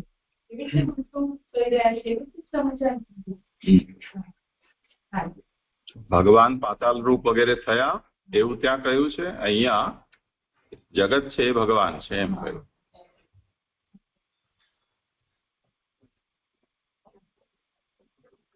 એવમ સર્વમ તતઃ સર્વમ એ વાત છે. તો અહીં તેવી રીતે પાતાળ વગેરે પણ ભગવાનના અવયવોમાંથી ઉત્પન્ન થયેલા અને એમાં રહેલા છે. તેથી ભગવાન પાતાળ વગેરે રૂપ વાળા હોવાનું કહેલ છે. એમાં 2, 5 ને 41-42 લખવાનું. અને અહીં તો એનાથી ઉલટું જગત કહીને એ ભગવદ રૂપ હોવાનું કહેવામાં આવે છે. ત્યાં 2 નંબરની ફૂટનોટ જે છે એ પ્રમાણે, ત્યાં તો ભગવાન કહીને એ જગદરૂપ હોવાનું કહેલું. એમ કરીને ફરી 3 નંબરની ફૂટનોટમાં 2, 5, 41. તો ત્યાં આપણે એ જ વાત અહીંયા જગતરૂપ કહ્યું છે તે આપણે જોયું. ભગવાન આધાર તરીકે જણાવવામાં આવે છે. એટલે જ્યાં ભગવાન કહીને જગદરૂપ હોવાનું કહેલું ત્યાં ભગવાન જ સર્વના આધાર છે એમ આપણને જણાવ્યું. એ રીતે જે ભગવાનના અમૂર્ત અધિદૈવિક અવયવો છે તે એ અમૂર્ત છંદોનું સ્થાન છે. એમ છંદોનું એટલે કે 7 ધાતુઓ સ્થાન છે શબ્દોથી કહેલ છે. એટલે મૂળમાં છંદસામ સપ્તધાતવ કહ્યું, એને અહીંયા સમજાવે છે કે ભગવાનના જે અમૂર્ત અધિદૈવિક અવયવો છે તે જ આ છંદોનું સ્થાન છે, અને સપ્તધાતુઓથી આપણને અહીંયા કહ્યું. ગાયત્રી, જગતી, ઉષ્ણિક, ત્રિષ્ટુપ, અનુષ્ટુપ, પંક્તિ અને બૃહતિનું સ્થાન ત્વચા, માંસ, રુધિર, મેદ, મજ્જા, સ્નાયુ અને અસ્થિ દેવતા રૂપ 7 ધાતુઓ છે. એમાં 4 નંબરની ફૂટનોટ છે. આપણા જીવો વગેરેની, એટલે આપણે વગેરે જીવો છે એ વગેરેની 7 ધાતુના દેવતા રૂપ. એટલે અહીંયા જે આ જે ત્વચા, માંસ, રુધિર વગેરે બતાવ્યું એ ધાતુઓ એ બધી ત્યાં દેવતાઓ રૂપ અહીંયા બતાવી છે, જે ભગવાનની સાથે એનો સંબંધ. એવી રીતે ભગવાનના મુખ સાથે મુખ સંબંધી શબ્દ અને અર્થરૂપ સર્વ પદાર્થોનો સંબંધ કહીને એમાં રસના ઇન્દ્રિય જીભ હોવાથી એના સંબંધ વાળા પદાર્થોનો પણ એની સાથે સંબંધ ઉત્તરાર્ધથી કહે છે. હવે જે હવ્ય, કવ્ય, મૃતા, અન્નાન અને જીવા જે કહે છે સર્વ રસસ્ય, એની વાત કહી. જે પહેલા ભગવાનના મુખ સાથે વાચા અને મુખમ, વહને મુખમ જે કહ્યું એ જ વસ્તુ અહીંયા શબ્દ અને અર્થરૂપ સર્વ પદાર્થોનો સંબંધ કર્યો. હવે જે રસના ઇન્દ્રિય જે જીભ છે એનો સંબંધ વાળા પદાર્થોનો પણ અહીંયા હવે ઉત્તરાર્ધથી કહે છે. હવ્ય દેવોનું અન્ન, આ લૌકિક અન્નમાં જ મંત્રથી હવ્યનો આરોપ કરવામાં આવે છે ત્યારે લૌકિક દુષ્પાક વગેરે હવ્ય થાય છે. એમાં 5 નંબરની ફૂટનોટ. આરોપ એટલે આહવાન કરીને કરવામાં આવે છે. એટલે જે અહીં હવ્ય જે દેવોનું અન્ન છે એ લૌકિક અન્ન જ છે, પણ એને મંત્રથી દેવોનું એ હવ્ય અન્ન કરવામાં એટલે આહવાન કરવામાં આવવાથી એ હવ્યનો આરોપ અહીંયા કરવામાં આવે છે. ત્યારે એ લૌકિક અન્ન જ એ લૌકિક દૂધપાક એ હવ્ય બને છે, એટલે દેવોનું અન્ન બને છે. એ પ્રમાણે કવ્ય એ પિતૃઓનું અન્ન થાય છે. એટલે જેવી રીતે દેવોનું અન્ન હવ્યથી એના મંત્રથી સિદ્ધ થાય છે, એવી રીતે પિતૃઓનું એના મંત્રથી કવ્ય એ અન્ન સિદ્ધ થાય છે. અમૃત અતિથિ વગેરે માટેનું અન્ન અથવા માગ્યા વિના પ્રાપ્ત થયેલું વ્રતનું કારણ બનેલ અન્ન. અન્ન એટલે બ્રાહ્મણે જમતા વધેલું અથવા પ્રાણ વગેરે દ્વારા જ્ઞાનમાં સાધનરૂપ અન્ન, એઓનું સ્થાન ભગવાનની જીભ છે.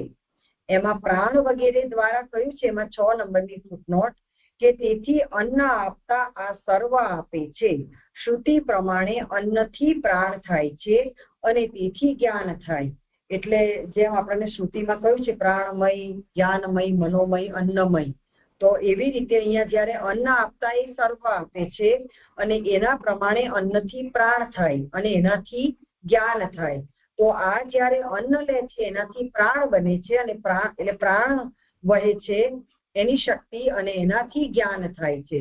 તો પ્રાણ વગેરે દ્વારા જ્ઞાનમાં આ અન્ન સાધન રૂપ થાય છે અને એ અન્નનું સ્થાન ક્યાં છે તો ત્યાં એ ભગવાનની જીભ, એટલે રસોનું સ્થાન એ ભગવાનની જીભ છે. અને હવ્ય વગેરે સર્વમાં રહેલા 6 પ્રકારના રસોનું અને ચ શબ્દ હોવાથી આપણી જીભ અને એના અધિષ્ઠાતા દેવનું સ્થાન એ છે. એટલે હવ્ય વગેરે સર્વમાં હવ્ય, કવ્ય કરીને જે 6 પ્રકારના રસોનું જે અન્ન કહ્યું છે તે અને ચ શબ્દથી આપણા જીવોની પણ જીભ અને એના અધિષ્ઠાતા જે દેવ છે એનું પણ સ્થાન ભગવાનની જીભ છે. એવો આથી એવો નિર્ણય થાય છે કે હવ્ય વગેરે, અહીંયા દ્રવ્ય છે ને એનું હવ્ય કરવાનું છે કે હવ્ય વગેરેથી કે દ્રવ્ય જ આવશે. તો ક્યાં છે એ નીચેથી પૂરો થાય છે ને. આથી એવો નિર્ણય થાય છે કે દ્રવ્ય વગેરે, તો આથી એવો નિર્ણય થાય છે કે હવ્ય વગેરેથી જુદા રસોનું ભગવાનની જીભ સ્થાન નથી. એટલે જ્યારે મને એવું સમજાય છે જે અહીંયા કે જે હવ્ય દેવોનું અન્ન છે જ્યારે એને મંત્રથી એમાં આહવાન કરવામાં આવે છે ત્યારે એ હવ્ય બને છે. એવી રીતે પિતૃઓના મંત્રથી કરવામાં આવે ત્યારે કવ્ય બને છે. ત્યારે જે ભગવાનની જીભ છે, પણ હવ્ય વગેરેથી જો જુદા રસો હોય તો ત્યાં એ ભગવાનની જીભ એનું સ્થાન નથી. એટલે આનો જે ભગવાનની સાથેનો સંબંધ છે તો આ અર્થમાં અહીંયા બતાવ્યું છે. સર્વ શબ્દ યોજેલ હોવાથી ભગવાનની જીભ એ જુદા રસોનું પણ સ્થાન છે એમ બીજાઓ કહે છે. અહીંયા જયારે સર્વ રસસ્ય ચ એમ જે સર્વ કહ્યું તો બીજાઓનો મત એવી રીતે કહે છે કે સર્વ શબ્દથી એવું સમજવું કે ભગવાનની જીભ એવી છે કે જે બધા આનાથી પણ જે જુદા રસો છે એનું પણ સ્થાન ભગવાન જ છે, કારણ કે બીજું તો કોઈ તત્વ છે નહીં એ અર્થમાં કહી રહ્યા છે. ને અહીં જે પુરુષ સૂક્તમાં કહ્યું છે તો ત્યાં તો હવ્ય વગેરેથી જુદા રસોનું સ્થાન એ ભગવાનની જીભ નથી એ અર્થમાં અહીંયા બતાવે. આ રીતે અહીંયા જે છે પહેલું શ્લોક સંપન્ન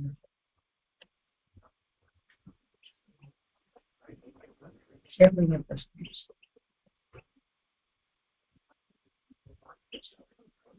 જી દંડવત પ્રણામ. અહીંયાથી આ બે વખતથી જુદા રસ કીધું તો બીજા જુદા રસ કયા હોઈ શકે? કારણ કે બધાની જીભ પર જે છે એમના અધિષ્ઠાતા દેવ સાથે કનેક્ટેડ છે, તો પછી એનાથી જુદા રસ કેવી રીતે આવશે? દંડવત પ્રણામ. એટલે મને એવું સમજાય છે કે ભાગવતાર પ્રકરણમાં જે 3 પ્રકારનું ભજન કહ્યું ને એમાં વૈદિક છે ને તે અહીંયાથી છે. તો વૈદિક જયારે કરી રહ્યા છે મંત્રથી ત્યારે ત્યાં ભગવાનની જીભ એનું સ્થાન બને છે, પણ જો કોઈ કામનાથી કે પોતાના સ્વાર્થ માટે કરી રહ્યું છે ત્યારે એ ભગવાનની જીભ સ્થાન બની નથી રહ્યું એવું જે સમજાય છે. કારણ કે 3 ગણાવ્યા છે મૂળમાં જ, હવ્ય, કવ્ય અને અમૃત. તો એ સિવાયના તો એ સિવાયના પછી કઈ રીતે લૌકિક થઈ ગયા? હા,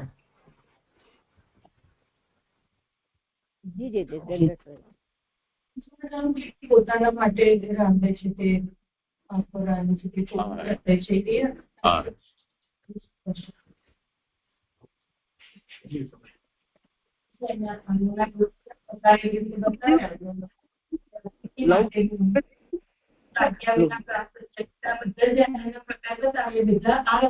અંગીકાર કરે છે નથી, નહીં તો આ ગણાવ્યું એ વ્યર્થ થઈ જાય ને. અને જે લોકો એમ કહે છે કે અહીંયા સર્વ શબ્દનો પ્રયોગ છે તો બધા જ ગણવા જોઈએ, પણ મહાપ્રભુજી એ મતના નથી, અન્ય લોકોનો આ મત છે. કેમ કે જો બધા જ કહેવાના હોય તો અહીંયા ગણાવવું વ્યર્થ થઈ જાય. હવે પ્રણામ છે. એક મિનિટ અહીં એવું થયું જે દ્રવ્ય હવ્ય કવે નથી બનતા, જે દ્રવ્ય એ દ્રવ્યોથી જે રસ લે છે જીભ એ ભગવાનની જીભ નથી, એવું થયું અહીં સમજાયું ને બરોબર? મને એનું સ્થાન ભગવાનની, હા, એટલે અલૌકિક એ જ બને છે, હવ્ય ને કવ્ય બને છે તે અલૌકિક બને છે, બરાબર ને? હા, પ્રણામ સર. હા, પ્રણામ છે. એટલે અહીંયા જે કહ્યું એ આપણે ગીતાજીનો જે શ્લોક છે કે જે યજ્ઞમાં મને અર્પિત નથી કરતો તે ચોર તેન છે, એની સાથે આ જોડાઈ જાય છે આ કે આ જે કહ્યું છે હવ્ય અને કવ્ય એ સિવાયના? હા, એટલે એ જે સમર્પિત કરે છે એ હવ્ય કવ્ય અને અમૃત થઈ જાય છે, અને બાકીનું જે નથી સમર્પિત કરતા એ સ્તેન છે, એવી રીતે, બરાબર? હા, અને બીજું અહીંયા જે કહ્યું ને 7 ધાતુઓની સાથે 7 ત્વચા, માંસ, રુધિર, મેદ એ જે એની સાથે જોડ્યા પછી એવું કહ્યું કેવી રીતે ભગવાન મુખ સાથે મુખ સંબંધી શબ્દ અને અર્થરૂપ સર્વ પદાર્થોનો સંબંધ કહીને. તો આ જે છંદો છે એ આપણે ગાઈએ છીએ તો એ ગાવાથી અને એનો જે શબ્દ અને અર્થ છે એનાથી આ બધા ત્વચા, માંસ, રુધિર, મેદ, મજ્જા, સ્નાયુ અને અસ્થિ જે દેવતાઓ છે એમાં એને કઈ અસર થાય છે કે એનો પ્રભાવ પડે છે, એવું સમજવાનું અહીંયા જે સમજાવ્યું છે એ પ્રમાણે સંબંધ જે કહ્યો એ ભગવાનનો શ્રીઅંગ છે, શ્રીઅંગનો એ ભાગ છે એમ, એવો મતલબ થાય. અસર પડતી હોય કે ન પડતી હોય એનાથી અહીંયા કોઈ લેવા દેવા નથી, ભગવત સંબંધ બતાવી રહ્યા છે.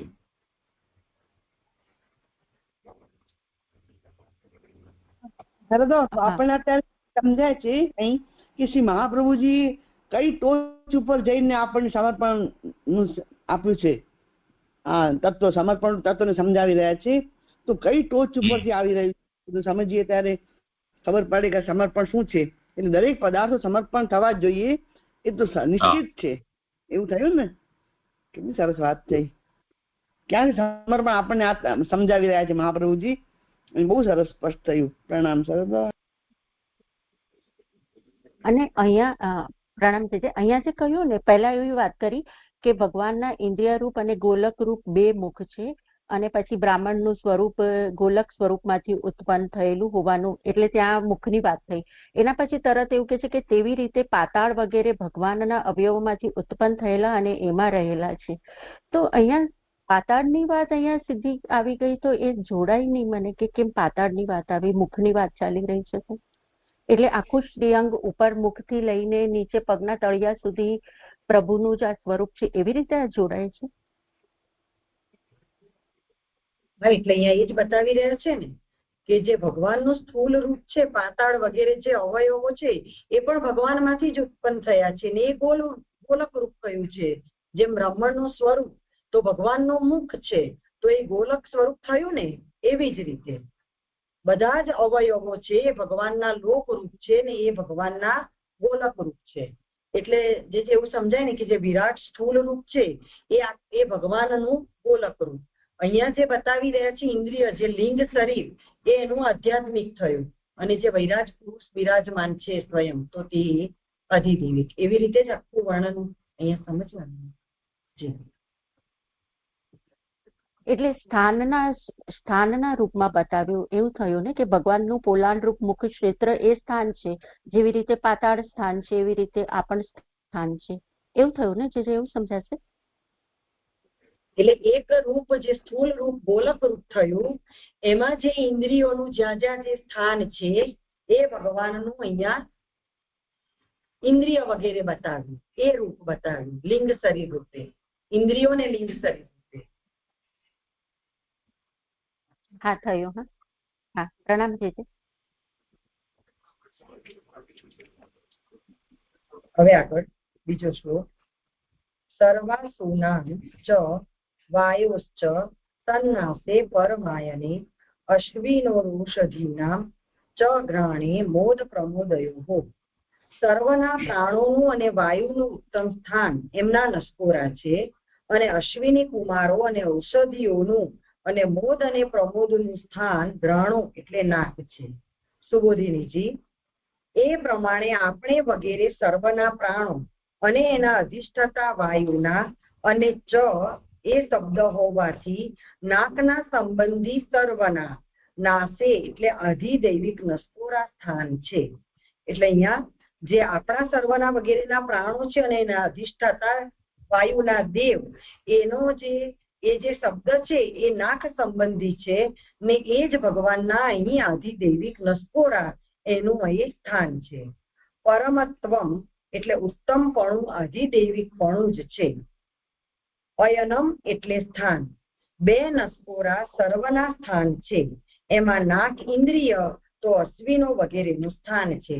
એટલે ભગવાનની એટલે જે નાક ઇન્દ્રિય સ્થૂળ રૂપમાં નાક ઇન્દ્રિય છે અને એના અધિદેવ જે અશ્વિનો છે એનું સ્થાન એ ભગવાનના નસકોરા છે. અને ચોખા વગેરે પ્રકારની ઔષધિઓનું સ્થાન છે. એટલે ચોખા વગેરે ઔષધિઓ એટલે એની જે ગંધનું જે સ્થાન છે એ અર્થમાં જે અહીંયા સમજાય છે કે ચોખા વગેરે પ્રકારની જે ઔષધિઓ છે એનું સ્થાન પણ ભગવાનની ગ્રહણ ઇન્દ્રિય છે.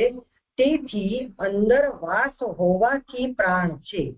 વાસ એટલે નિવાસ, અહીંયા એ અર્થમાં સમજવાનું છે કે એની અંદર નિવાસ હોવાથી પ્રાણ છે.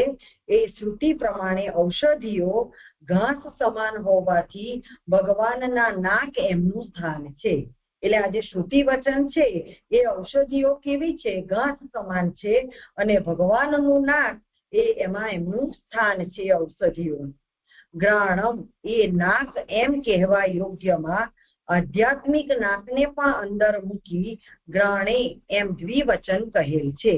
એટલે ભગવાનનું નાક એનું સ્થાન છે, ઔષધિઓનું એ સ્થાન છે અને ગ્રાણી એટલે જે ગ્રાણ ઇન્દ્રિય છે જેનાથી એ સુગંધ લઈ લેવાય છે એ આધ્યાત્મિક નાકને પણ અહીંયા ગ્રાણે એમ કહીને દ્વિવચન જે ગ્રાણે પદ લીધું એમાંથી ભગવાનનું નાક પણ લેવાનું જે ઔષધિઓનું સ્થાન છે એની સાથે સાથે આધ્યાત્મિક પણ એટલે જે જ્ઞાનેન્દ્રિય છે એનું પણ અહીંયા સમાવેશ લીધો છે.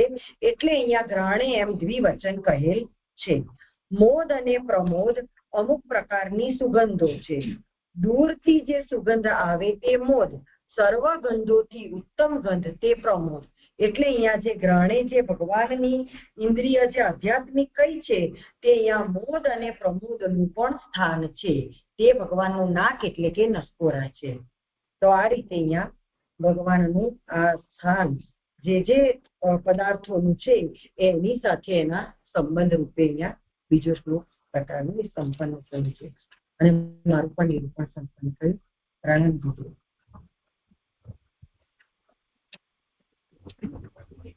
આગળ જેનો વાર હોય. અચ્છા,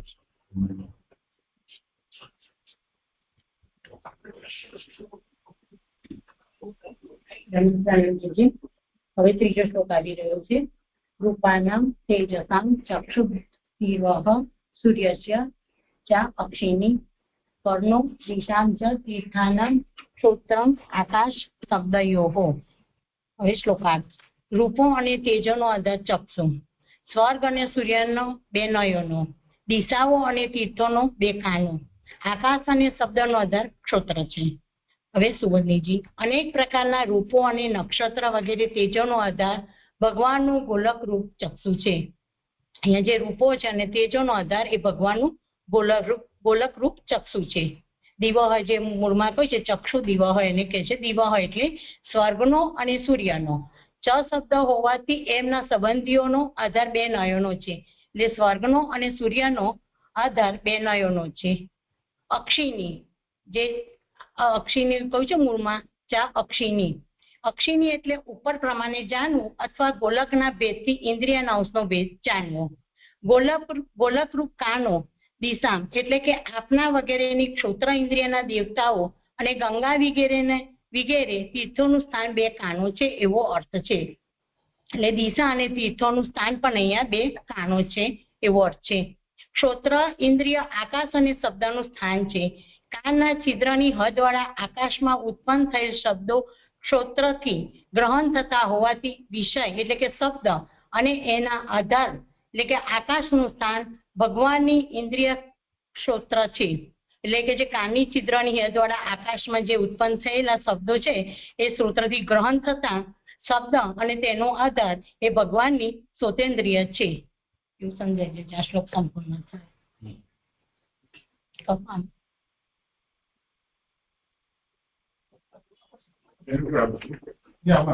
રૂપો અને તેજોનો આધાર, રૂપો અને તેજોનો એટલે શું સમજવું, કેવી રીતે આપણે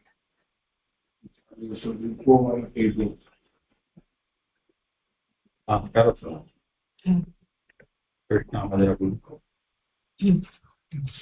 અહીંયા એવો પ્રશ્ન કર્યો છે કલ્પેશભાઈ કે રૂપો અને તેજોનો આધાર એટલે શું?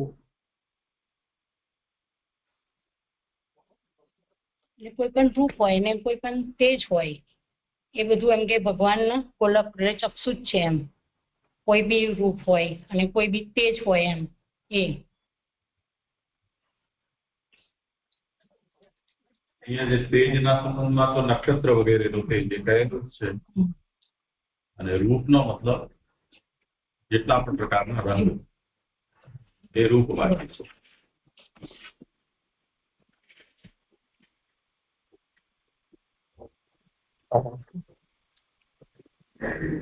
હવે ચોથો શ્લોક.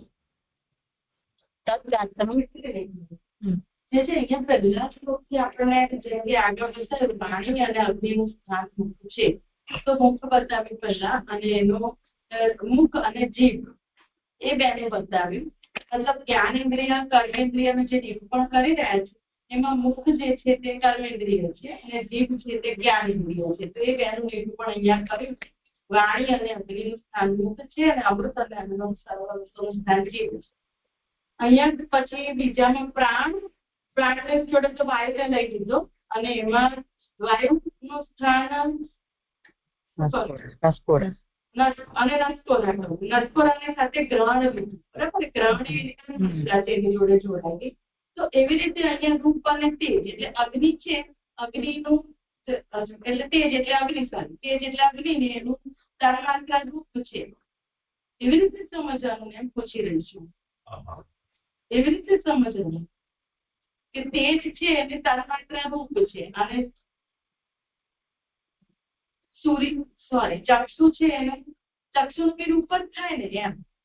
એટલે આ બધું મને સમજાય નથી રહ્યું પૂછી રહી છું કે તેજનું તન્માત્રા રૂપ કઈ અને ચક્ષુ જે છે આ એ જ્ઞાન ઇન્દ્રિય છે અને એની પણ તન્માત્રા રૂપ છે. તો એવી રીતે એને કંઈક જોડવાનું એવું છે સમજવા માટે જેની જે પણ હોય તે એક તો છે નહીં ને, જેમ જેમ તત્વ આગળ વધશે એમ એમ એની તન્માત્રાઓ વધતી જશે. હા એટલે છે ને રૂપ તન્માત્રા એટલે પણ સમજી શકાય ને કે તેજની તન્માત્રા રૂપ છે સમજી શકાય. મુખ્ય અહીંયા વિષય 11 શ્લોકથી 11 જે 10 ઇન્દ્રિયો અને અંતઃકરણ એનું અહીંયા મુખ્ય અભિલષિત છે. વિરાટ સ્વરૂપ નહીં, ભગવાનના સ્વરૂપમાં આપણી જે લિંગ શરીરના ઘટક તત્વો છે એ કયા સ્થાને છે? વિરાટના લિંગ શરીરમાં આપણા લિંગ શરીરના ઘટક કઈ સ્થાનમાં વિરાજી રહ્યા છે તે બતાવી રહ્યા છે. એના આધ્યાત્મિક અને આધિદૈવિક સ્વરૂપો. અત્યારે અંતઃકરણ એટલું છે. 11 શ્લોકમાં 11 વિષય એ જ છે. તન્માત્રાઓ એ તો આવશ્યકતા નથી આ વસ્તુ કહેવાની. કેમ કે ઇન્દ્રિયોમાં તન્માત્રા હોતી જ નથી. એમાં તન્માત્રા હોતી જ નથી. ઇન્દ્રિયોમાં ક્યાં તન્માત્રા હોય છે? અહીં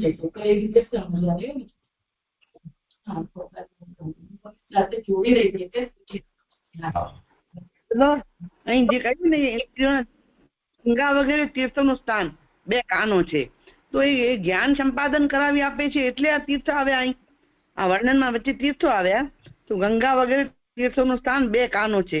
તો એ જ્ઞાન મહાત્મ્ય કરાવનારા છે તીર્થો એટલે એને કાનો કયા છે એ સમજાયું નહીં.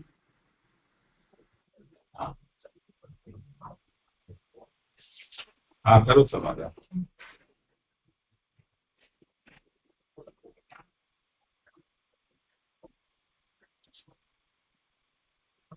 મૂળમાં કર્ણવ દિશાંચ તીર્થા નામ શ્રોત્રમ. એ જે તીર્થા નામ પદ છે તો અહીંયા તીર્થ શબ્દથી શું લેવું? તો અહીંયા ગંગા આદિ તીર્થ એમ બાપુજી એની વ્યાખ્યા કરી રહ્યા છે. એટલે મૂળની આ વ્યાખ્યા છે. હવે અહીંયા એ તીર્થનો સંદર્ભ કયા અભિપ્રાયથી લીધો છે એ વિચારણીય છે. મને અહીં જ્ઞાન આપનાર તીર્થો એક તો ચાલતા તીર્થો છે, એક સ્થિર તીર્થ છે. તો ગુરુ જેવા સ્થિર તીર્થો છે ને આ ચાલતા તીર્થો છે. મહાત્મા જ્ઞાન કરાવે. અહીં એવું કઈ મને સમજાયું, સ્પષ્ટ કરું એ કહ્યું. આનો કયા ને મહાત્મા સાંભળીને પવિત્ર થવાય છે એવું શું કે છે ખબર નથી પડતી. ગંગા વગેરે તીર્થોનું સ્થાન 2 કાનો છે એવો અર્થ છે.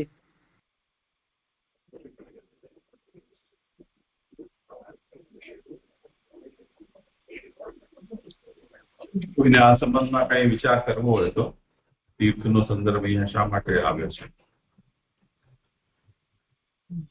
શ્રુતિમાં એવું વર્ણન છે, સાંભળ્યું છે કે ગંગા અને કર્ણ જે હોય છે એને ત્યાં ગંગા આદિનો વાસ કે રીતે સ્થાન રૂપ. અહીંયા એનો ઉલ્લેખ કરવાની શું આવશ્યકતા છે એવું પ્રશ્ન છે.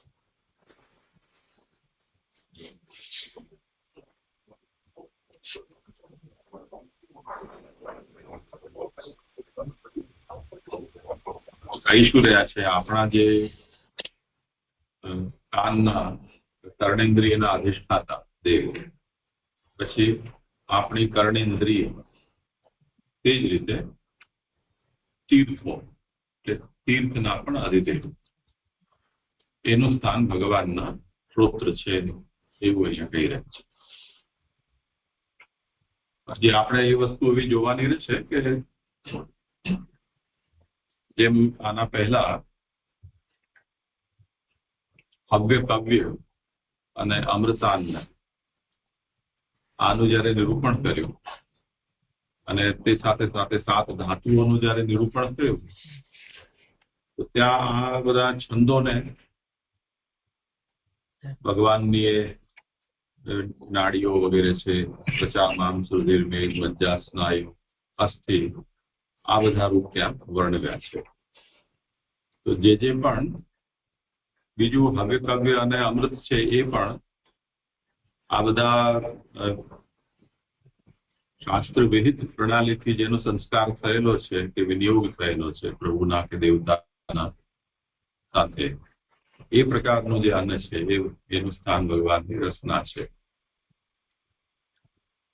તો જે કંઈ પણ અહીંયા ધર્મથી સંબદ્ધ છે કે શાસ્ત્રથી સંબદ્ધ છે તે બધું પ્રભુના શ્રીઅંગ સંબંધી છે.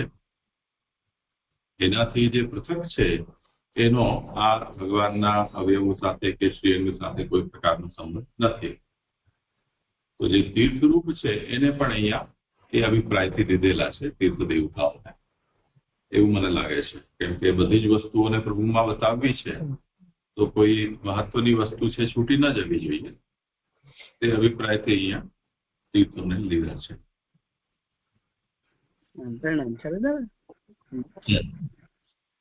એક પ્રશ્ન છે જે હમણાં અમુક સંબંધી બધું સાંભળ્યું છે. બીજી કંઈક પહેલા શ્લોકમાં જોઈ ગયા કે ત્યાં પાતાળનું વર્ણન આવું આપણે કાલે જોયું કે પાતાળ તો પ્રભુના શરણના કડિયાના ભાગનું છે.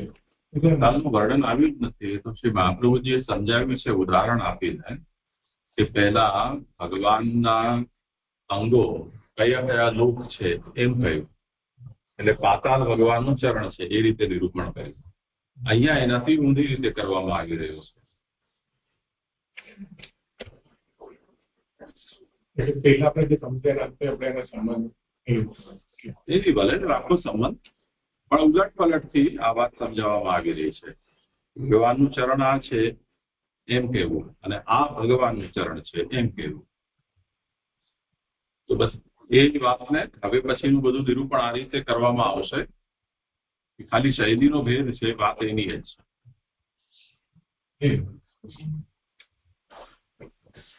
જે અહીંયા લીધું ગોલકરૂપ કાનો દિશા, તો પછી એ કેવી રીતે તો આવશે દિશા? એટલે દિશાની અભિમાની દેવતાઓ.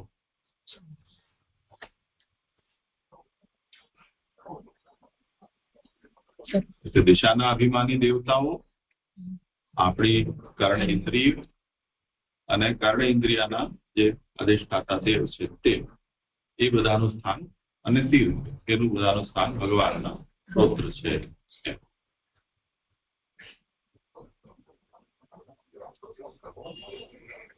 ચોથો શ્લોક. તદ્ગાત્રમ વસ્તુ સારાનામ સૌભગસ્ય ચ ભાજનમ ત્વગસ્ય સ્પર્શવાયુશ્ચ સર્વમેઘસ્ય ચૈવ હિ મેધસ્ય ચૈવ હિ. ઉત્તમ વસ્તુઓનું અને સૌંદર્યનું ભાજન એમનું શરીર છે. આમની ત્વચા સ્પર્શ અને વાયુનું અને વળી સર્વ પવિત્રપણાનું સ્થાન છે. સુબોધનજી, વસ્તુઓમાં સુવર્ણ વગેરે જે સારરૂપ છે અથવા દેવતાના ઉત્તમ અર્થરૂપ ઉત્તમ પ્રકારની છે એમનું, અને સૌભગસ્ય જે મૂળમાં છે સૌભગસ્ય ચ ભાજનમ એનું સમજાવી રહ્યા છે. સૌભગસ્ય એટલે કે સૌંદર્યનું અને એમના બીજા સંબંધવાળાનું સ્થાન ભગવાનનું ગાત્રમ એટલે શરીર છે. એટલે અહીંયા વસ્તુના સાર અને સૌભાગ્યનું એટલે કે સૌંદર્યનું સ્થાન ભગવાનનું શરીર છે એટલું સમજાય છે. પણ જે આ નથી સમજાતું, દેવતાના ઉત્તમ અર્થરૂપ ઉત્તમ પ્રકારની છે નથી સમજાતું, પછી છે સમજાવજો. ભાજન શબ્દથી એમ જણાવ્યું છે કે એ સદા વ્યવહાર દશામાં પણ સ્થાનરૂપ છે. આ ભગવાનની ત્વચા સ્પર્શ વગેરેનું સ્થાન છે. એટલે કે સ્પર્શ વગેરેનું સ્થાન ભગવાનની ત્વચા છે. હવે મૂળમાં છે ને મેઘસ્ય સર્વ મેધસ્ય એટલે પવિત્રપણાનું, બધાઓનું પવિત્રપણું ભગવાનની ત્વચા ઇન્દ્રિયમાં છે. કારણ કે લોકમાં જલથી શુદ્ધિ થાય છે તે અહીં ભગવાનના પરસેવા રૂપ છે. એટલે અહીંયા દ્રષ્ટાંત આપી સમજાવે છે કે જેવી રીતે લોકમાં જલથી શુદ્ધિ થાય છે તે ભગવાનના પરસેવા રૂપ ત્વચા પવિત્રપણાનું સ્થાન છે, એમાં કોઈ સંદેહ ન કરવો. ભગવાનની ત્વચા પવિત્રપણાનું સ્થાન હોવામાં સંદેહ ન કરવો. ચ શબ્દથી પવિત્રપણાના આશ્રયો પવિત્ર પદાર્થોનો સમાવેશ કરેલ છે અને એ વ શબ્દથી ત્વચા સ્થાન છે, બીજું નથી એમ કહેલ છે. હિ શબ્દથી આ યોગ્ય હોવાનું કહેલ છે. એટલે અહીં ભગવાનની ત્વચા જ મુખ્ય સ્થાન છે, બીજું નથી એમ હિ શબ્દથી જણાવે છે. આ બે લીટી પહેલેની ના સમજાય. શું છે વસ્તુઓના સુવર્ણ જે સારું છે તો થયું, પણ અથવા દેવતાના ઉત્તમ અર્થરૂપ ઉત્તમ પ્રકારની છે એમનું ને સૌ ભગત છે એટલે સૌંદર્યનું, અને એમના બીજા સંબંધ વાળાનું સ્થાન ભગવાનનું ગાત્રમ એ શરીર છે એ સમજાય, પણ આ અથવા કરીને સમજાય ને ના સમજાય. દેવતાનું આ તો તમે કોઈ પણ મૂળ કહ્યું ને વસ્તુ સારાણામ, તો વસ્તુ અનુસાર સૌભગસ્ય વસ્તુ સારાણ. વસ્તુ સારથી એક તો તમે એમ લો કે જેમ સ્વર્ણ વગેરે ઉત્તમ ધાતુ છે તેનો અર્થ વસ્તુ સાર. બીજો અર્થ જે ઉત્તમ દેવતાઓ જે છે એ વસ્તુ સાર તરીકે લો, એનું સ્થાન ભગવાનનું પ્રાપ્ત છે શરીર.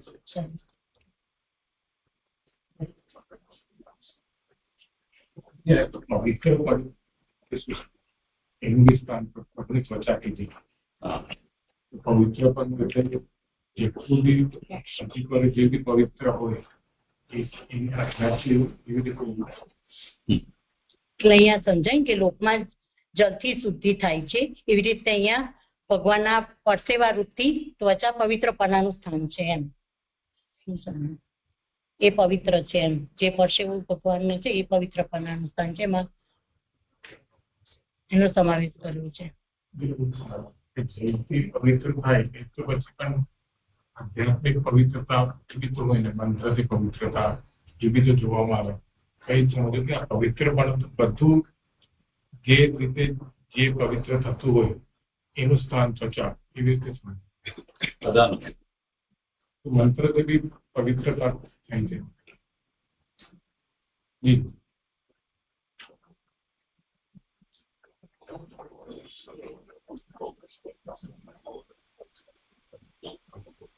લોકમાં જે પવિત્રતા છે એનું માધ્યમ જલ છે. એટલે અહીંયા કારણ કે લોકમાં જલથી શુદ્ધિ થાય છે. મંત્ર બોલો તો પાણીના છાંટા તો છાંડવા જ પડે છે. અપવિત્ર પવિત્રો વાહ સર્વાવસ્થાંગતો પીવા યસ્મરે સુંદરી કાક્ષ સબાહ્યાભ્યંતર શુચિ એમ કરીને પાણીના છાંટા તમે છાંટો. મંત્ર પણ ઉચ્ચાર કરવાનો છે, પુંડરીકાક્ષ ભગવાનનું સ્મરણ કે ભગવત નામોચ્ચારણ પણ કરવાનું છે, જલ પણ છેડવાનું છે. તો જલથી શુદ્ધિ પવિત્રતા થાય છે એ લોકમાં સિદ્ધ છે. ખાલી એમને મંત્ર બોલી દો અને કે જ્યાં શુદ્ધ તો ઓલાને સંતોષ પણ ન થાય, પાણી વાણી તો શાંત. લોકમાં આ રીતે છે. એટલે અહીંયા પ્રભુના શ્રીઅંગમાં પ્રસ્વેદ છે એ જલસ્થાની છે અને એના સંબંધથી શુદ્ધિ છે, પવિત્રતા છે એવું નિરૂપણ કર્યું છે.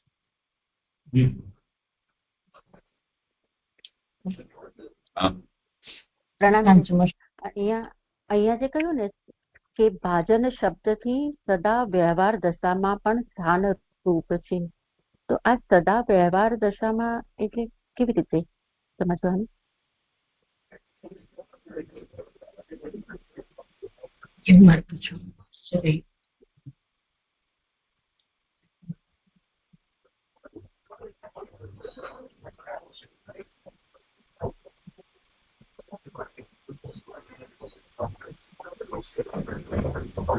પૂછવાનું જ હતું.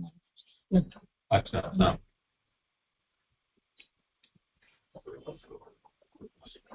તો ઉત્તમ વસ્તુઓનું અને સૌંદર્યનું ભાજન એમનું શરીર છે. વ્યવહાર દશા બે જાતની હોય છે.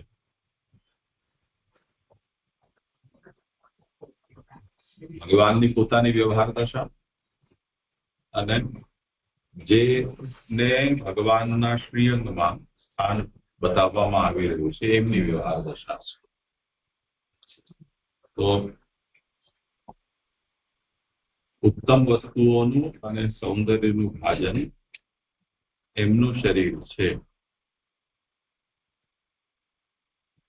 એના ઉપર આચાર્ય શરણ કહે છે કે ભાજન શબ્દથી એમ જણાવ્યું કે સદા સ્થાનરૂપ છે ભગવાનનો શ્રીઅંગ. સદા સ્થાનરૂપ છે એટલે વ્યવહાર દશામાં પણ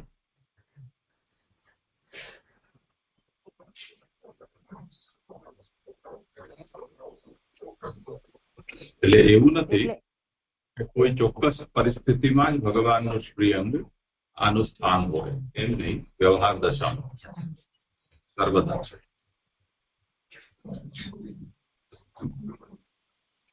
એટલે આપે જે બે વ્યવહાર દશા બતાવી એ બંને માટે સામાન્ય રીતે આ સ્થાનરૂપ છે એવું સમજવાનું ને છે. મુખ્ય રૂપથી તો ભગવાન નહીં.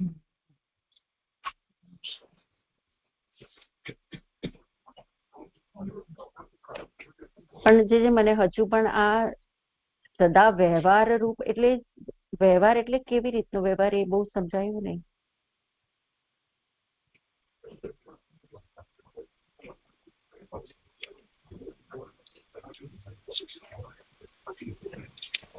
એ વ્યવહાર દશાનો મતલબ ભગવાન દાખલા તરીકે શેષનાગ ઉપર પોડી રહ્યા છે અને જયારે બ્રહ્માજીને લઈને પૃથ્વી ગઈ તો ભગવાન એમને એમ નહીં કે અત્યારે તો આરામનો ટાઈમ છે, તમારી વાત હું નહીં સાંભળું. તો તદ્ગાત્રમ વસ્તુ સારાણામ સૌભગસ્ય ચ ભાજનમ. ભગવાન તે વખતે પણ પૃથ્વીને કહ્યું કે જાઓ તમે તમારું કામ થઈ જશે, કરીશું. તો એમના ભાજન થયા. એવી રીતે અર્જુન અને દુર્યોધન પણ ભગવાન પાસે દ્વારકા પહોંચી ગયા તો ત્યારે ભગવાન પોડ્યા જ હતા. એક મસ્તક પાસે ઉપર જઈને બેસી ગયો, એક ચરણ પાસે બેસી ગયો. ત્યારે પણ ભગવાને એમ ન કહ્યું કે એમ સભ્ય તરફ કરો છો, ગમે ત્યારે આવી ચડો છો. આવી ગયા તો ઠીક છે, તમને જે જોઈતું હશે તે મળી જશે. તો ભાજન થયા ને એવું તાત્પર્ય લાગે છે. હા જી જી જી હવે સમજાય. પ્રણામ જી જી.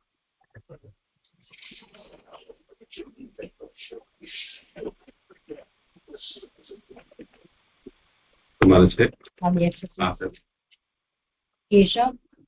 કેશ અશ્રુ ન ખાયસ્ય શિલા લોહા વિદ્યુતા. હા નીચે રહી ગયું. યૈર્વા યજ્ઞસ્તંભતઃ કેશમશ્રુનકાન્યસ્ય શિલાલોહાગ્રવિદ્યુતા બાહવો લોકપાલા પ્રાયશઃ. વૃક્ષજાતિઓનું અથવા જેમનાથી યજ્ઞ સારી રીતે સજ્જ થાય છે તેમનું સ્થાન રૂવાના છે. આમના કેસ, દાઢી અને નખો શિલા, લોઢું, વાંદરા અને વીજળીનું સ્થાન છે. બાહુઓ લોકનું પાલન કરનારાઓનું, ઘણા ભાગે ધર્મ કરનારાઓનું સ્થાન છે. સુબોધનીજી, એ ભગવાનના દેહમાં રૂવાડા છે. તે અંકુરોમાંથી ઉત્પન્ન થયેલાઓના સ્થાનો છે. એટલે કે અહીંયા જે વૃક્ષો છે એ ભગવાનના રૂવાડા છે. પછી અહીંયા મૂળમાં કહ્યું છે ને ઉદ્ભિજ જાતિ ઉઠે તે ઉદ્ભિદ, અંકુર વગેરે તેમાંથી ઉત્પન્ન થયેલા ઉદ્ભિજો એટલે વૃક્ષો વગેરે તેઓની જાતિઓ એટલે ગાવડો, ખીજડો વગેરે પેટા ભેદો સર્વ વૃક્ષો એવો અર્થ છે. બધા વૃક્ષોના જાતિઓ અલગ અલગ છે એટલે આના બધા અલગ અલગ વૃક્ષોના નામ છે. અથવા જેમનાથી યજ્ઞ સારી રીતે સજ્જ થાય છે. શબ્દોથી એમ કહે છે કે બહેડા વગેરે જે પાપ વૃક્ષો છે તેઓનું એ સ્થાન નથી, એટલે કે ધર્મ કાર્યમાં ઉપયોગી નથી એમનું આ જે બેડા વગેરે પાપ વૃક્ષો છે એમનું સ્થાન નથી. ખાખરો વગેરે જેમનાથી યજ્ઞ સંવૃત થાય છે અથવા પીપળો વગેરે જે યજ્ઞની જરૂરી સામગ્રી છે તેઓ ભગવાનના રૂવાડા છે. એટલે યજ્ઞમાં વપરાતા વૃક્ષો એ ભગવાનના રૂવાડા છે. ભગવાનના કેસ, દાઢી અને નખો શિલા, લોઢું, વાંદરા અને વીજળીના સ્થાન છે. એ પૈકી શિલાઓ અને લોઢાનું સ્થાન નખો છે. એટલે જે શિલાઓ અને લોઢું છે ભગવાનના નખો છે. વાદળાઓનું, કેશો અને વીજળીઓનું સ્થાન દાઢી છે, કારણ કે ભગવાન સુવર્ણની દાઢી વાળા છે તેથી.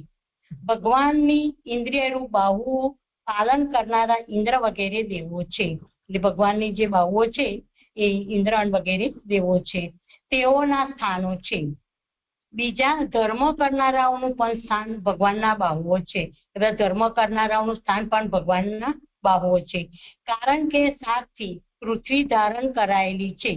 એ વાક્ય પ્રમાણે એવો જગતનું રક્ષણ કરનારા છે. એટલે ગઈ વખત જે લખાય હતું સાતથી એટલે ગાય, બ્રાહ્મણ, વેદ, સતી, સત્યવાદી, લોભી ને દાની. ધીરે ધીરે પાછું લખી લો, કોઈ લખ્યું હોય તો. મેં પણ નથી લખ્યું. ગાય, બ્રાહ્મણ,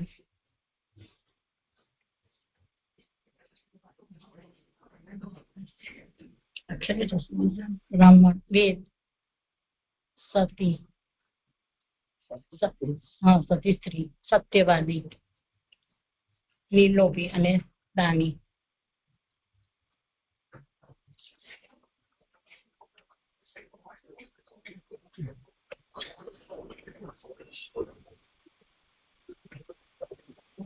સકામ ધર્મ કરનારાઓનો આમાં સમાવેશ નથી એમ જણાવવા ઘણા ભાગે એમ કહેલું છે. એટલે અહીંયા કે જે કે સકામ ધર્મ કરનારા છે એનો અહીંયા સમાવેશ નથી, પણ જે અહીંયા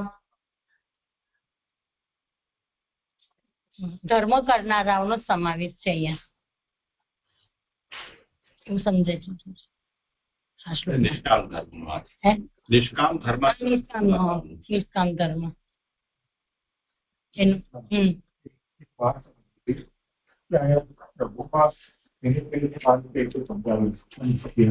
જેનું સ્થાન પ્રભુ નથી બનતા એનું સ્થાન કોણ? ઉપર બી આવ્યું, વૃક્ષનું ત્યાં બી આવ્યું, બધું પ્રભુ જ બન્યા છે. તો પછી આમાં એવું આવ્યું છે કે એ પ્રભુનું સ્થાન નથી, પછી એનું સ્થાન ક્યાં? સમજાયું તમારો પ્રશ્ન? નહીં, પ્રશ્ન એવો છે કે આમાં એવું એમણે એવું કીધું કે જે સકામ ધર્મ કરનારાઓનું સ્થાન ત્યાં નથી ભગવાનમાં, નિષ્કામ ધર્મ કરનારાઓનું છે, તો સકામ ધર્મ કરનારાઓનું સ્થાન ક્યાં એમ કે છે. ઉપર બી આવ્યું ને કે વૃક્ષનું બી એવું આવ્યું કે આ વૃક્ષનું સ્થાન ભગવાન નથી, તો એમનું સ્થાન ક્યાં? જે પાપ વૃક્ષો છે એવા બધા યજ્ઞમાં નથી, તો એ પાપ વૃક્ષોનું સ્થાન ક્યાં?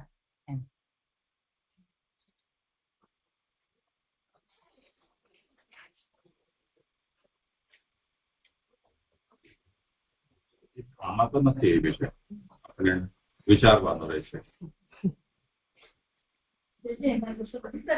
કે આપણે જે કાલે ના કહ્યું કે પાતાળનો જે વિષય આવ્યો કે મહિલાઓની જે હતું પાતાળનું સ્થાન, તો ત્યાં પ્રભુ એનો આધાર તો બધાનો પ્રભુ છે, કારણ કે બ્રહ્મ જ બધું બન્યા છે. તો આધાર આપણે બીજે ક્યાં જોવા જઈશું? આધાર તો બધાનો બ્રહ્મ બને જ છે, પણ ત્યાં ભગવાન ઇન્વોલ્વ નથી થતા, એટલે ત્યાં નિર્લેપ રહે છે ભગવાન. એવી રીતે અહીંયા જે સકામતા આવી, તો સકામતામાં પણ જ્યાં સકામતા છે અથવા જે પાક વાળા જે વૃક્ષો બતાવ્યા, તો એ બધામાં પણ ભગવાન ત્યાં નિર્લેપ રહે છે. આધાર તો બધાનો ભગવાન છે, કારણ કે બધું બ્રહ્મથી બનતો કશું છે જ નહીં, પણ એ ભગવાન ત્યાં ઇન્વોલ્વ નથી થતા. બસ આટલું મને સમજાય છે. એવું છે એ પણ છે જે ગણાવી દીધા પછી જે નહીં રહી જાય બાકીના જે અવયવો છે તે, દાખલા તરીકે ભગવાનનો જે પૃષ્ઠભાગ છે કે જ્યાં નર્ક વગેરે છે, તો એવી બધી વસ્તુઓને ત્યાં આપણે યોજિત કર્યું છે.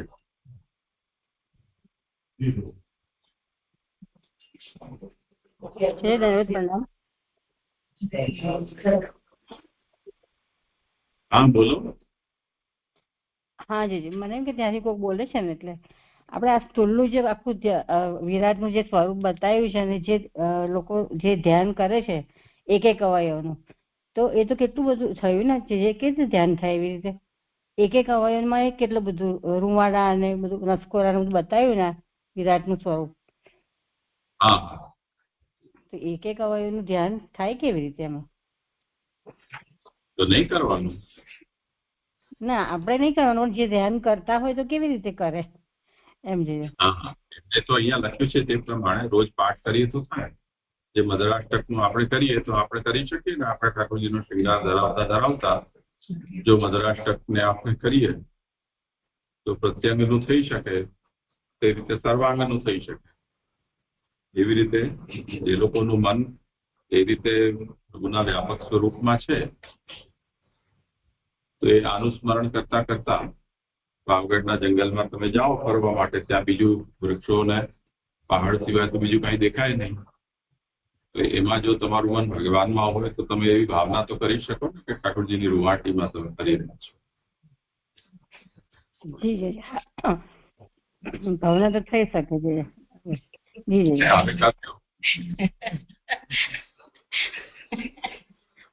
ચાલો હોય તો ચાલો, ગુપ્તેશ્વરમાં થોડું ઘણું તો પાણી હશે, આપણને રેત અને બધું થઈ ગયા તમારું. એક મિનિટ આપણે ને અહીંયા એવું કહ્યું કે ભગવાનના કેશ, દાઢી અને નખો શિલા, લોઢું, વાદળા, વીજળીના સ્થાન છે.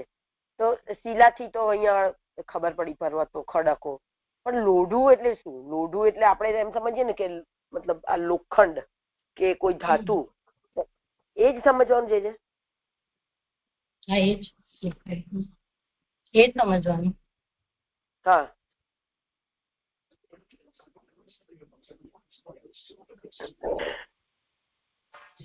છઠ્ઠો શ્લોક. વિક્રમો ભૂપૂર્વઃ સ્વશ્ચ ક્ષેમસ્ય શરણસ્ય ચ સર્વકામ વરસ્યાપી હરે ચરણ આસ્પદમ. વિક્રમ ભૂલોક, ભૂવરલોક અને સ્વર્ગલોકનું ક્ષેમનું અને શરણનું સ્થાન છે. હરિનું ચરણ સર્વકામનાઓનું અને વરનું પણ સ્થાન છે. સુબોધની ભગવાનનું વિક્રમ એટલે ચરણ મૂકવો, તે ભૂલોક વગેરેનું સ્થાન છે. અહીંયા ભગવાનનું વિક્રમને સમજાય છે એટલે ચરણ મૂકવો તે પૃથ્વી વગેરેનું સ્થાન છે. ભૂ વગેરે અવયવ છે, તેથી છઠ્ઠી વિભક્તિમાં પણ આ જ રૂપ રહે છે. આ નથી સમજાતું જે ભૂ વગેરે અવયવ છે. લોકમાં પ્રાપ્ત કરેલાના અવયવો છે.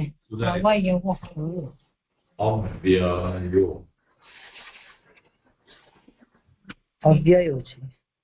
ચ વગેરે અવ્યયો. ભૂ શબ્દ અવ્યય છે, અવયવો નહીં. સંસ્કૃત નિપાત કે નિપાત.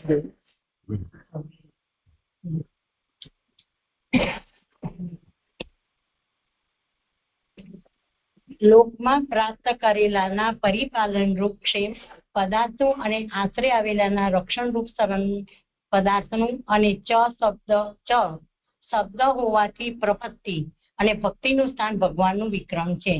એટલે કે અહીંયા લોકમાં પ્રાપ્ત કરે પરિપાલન રૂપ ક્ષેમ, પછી આશરે આવેલાના રક્ષણ રૂપ શરણ પદાર્થનું અને પ્રપત્તિનું અને ભક્તિનું સ્થાન એ ભગવાનનું ચરણ છે.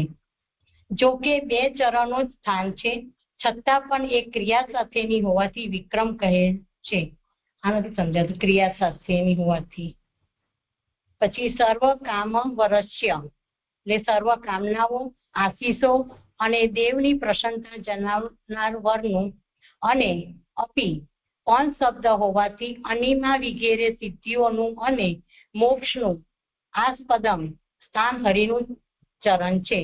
એટલે કે બધી કામનાઓ, આશીષો, દેવની પ્રસન્નતા જનારા વરદાનરૂપ, પછી અનિમા અને બધી સિદ્ધિઓ આપનાર એ ભગવાનનું સ્થાન હરિનું ચરણ છે. આ બે ના સમજાય. આ કહે ને, જો કે બે ચરણો સ્થાન છે, છતાં પણ એ ક્રિયા સાથેની, એટલે ચરણો સ્થાન છે પણ ક્રિયા સાથેની હોવાથી વિક્રમ કહે છે. છેલ્લી લીટી.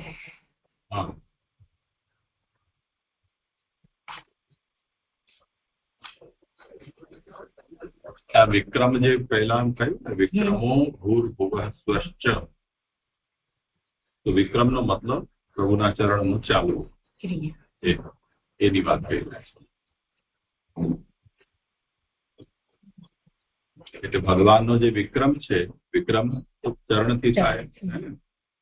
તો ભૂર્ભુવસ્વ, પછી ક્ષેમ, શરણ, આ બધાનું સ્થાન ભગવાનનું વિક્રમ જ છે. તે જ રીતે દરેક પ્રકારની કામના, વરદાન, આનું સ્થાન પણ ભગવાનનું ચરણ જ છે. તો ચરણ અને વિક્રમ એ બે શબ્દનો જે અહીંયા સ્થાન તરીકે નિર્દેશ કર્યો છે કે અહીંયા ક્રિયા સહિત પણ જે આના પહેલા કહ્યું ને બધી અવસ્થામાં છે તો વ્યવહાર દશામાં પણ એવી રીતે ચરણ જયારે સ્થિર હોય તે જ વખતે એમ નહીં ચાલતા હોય ત્યારે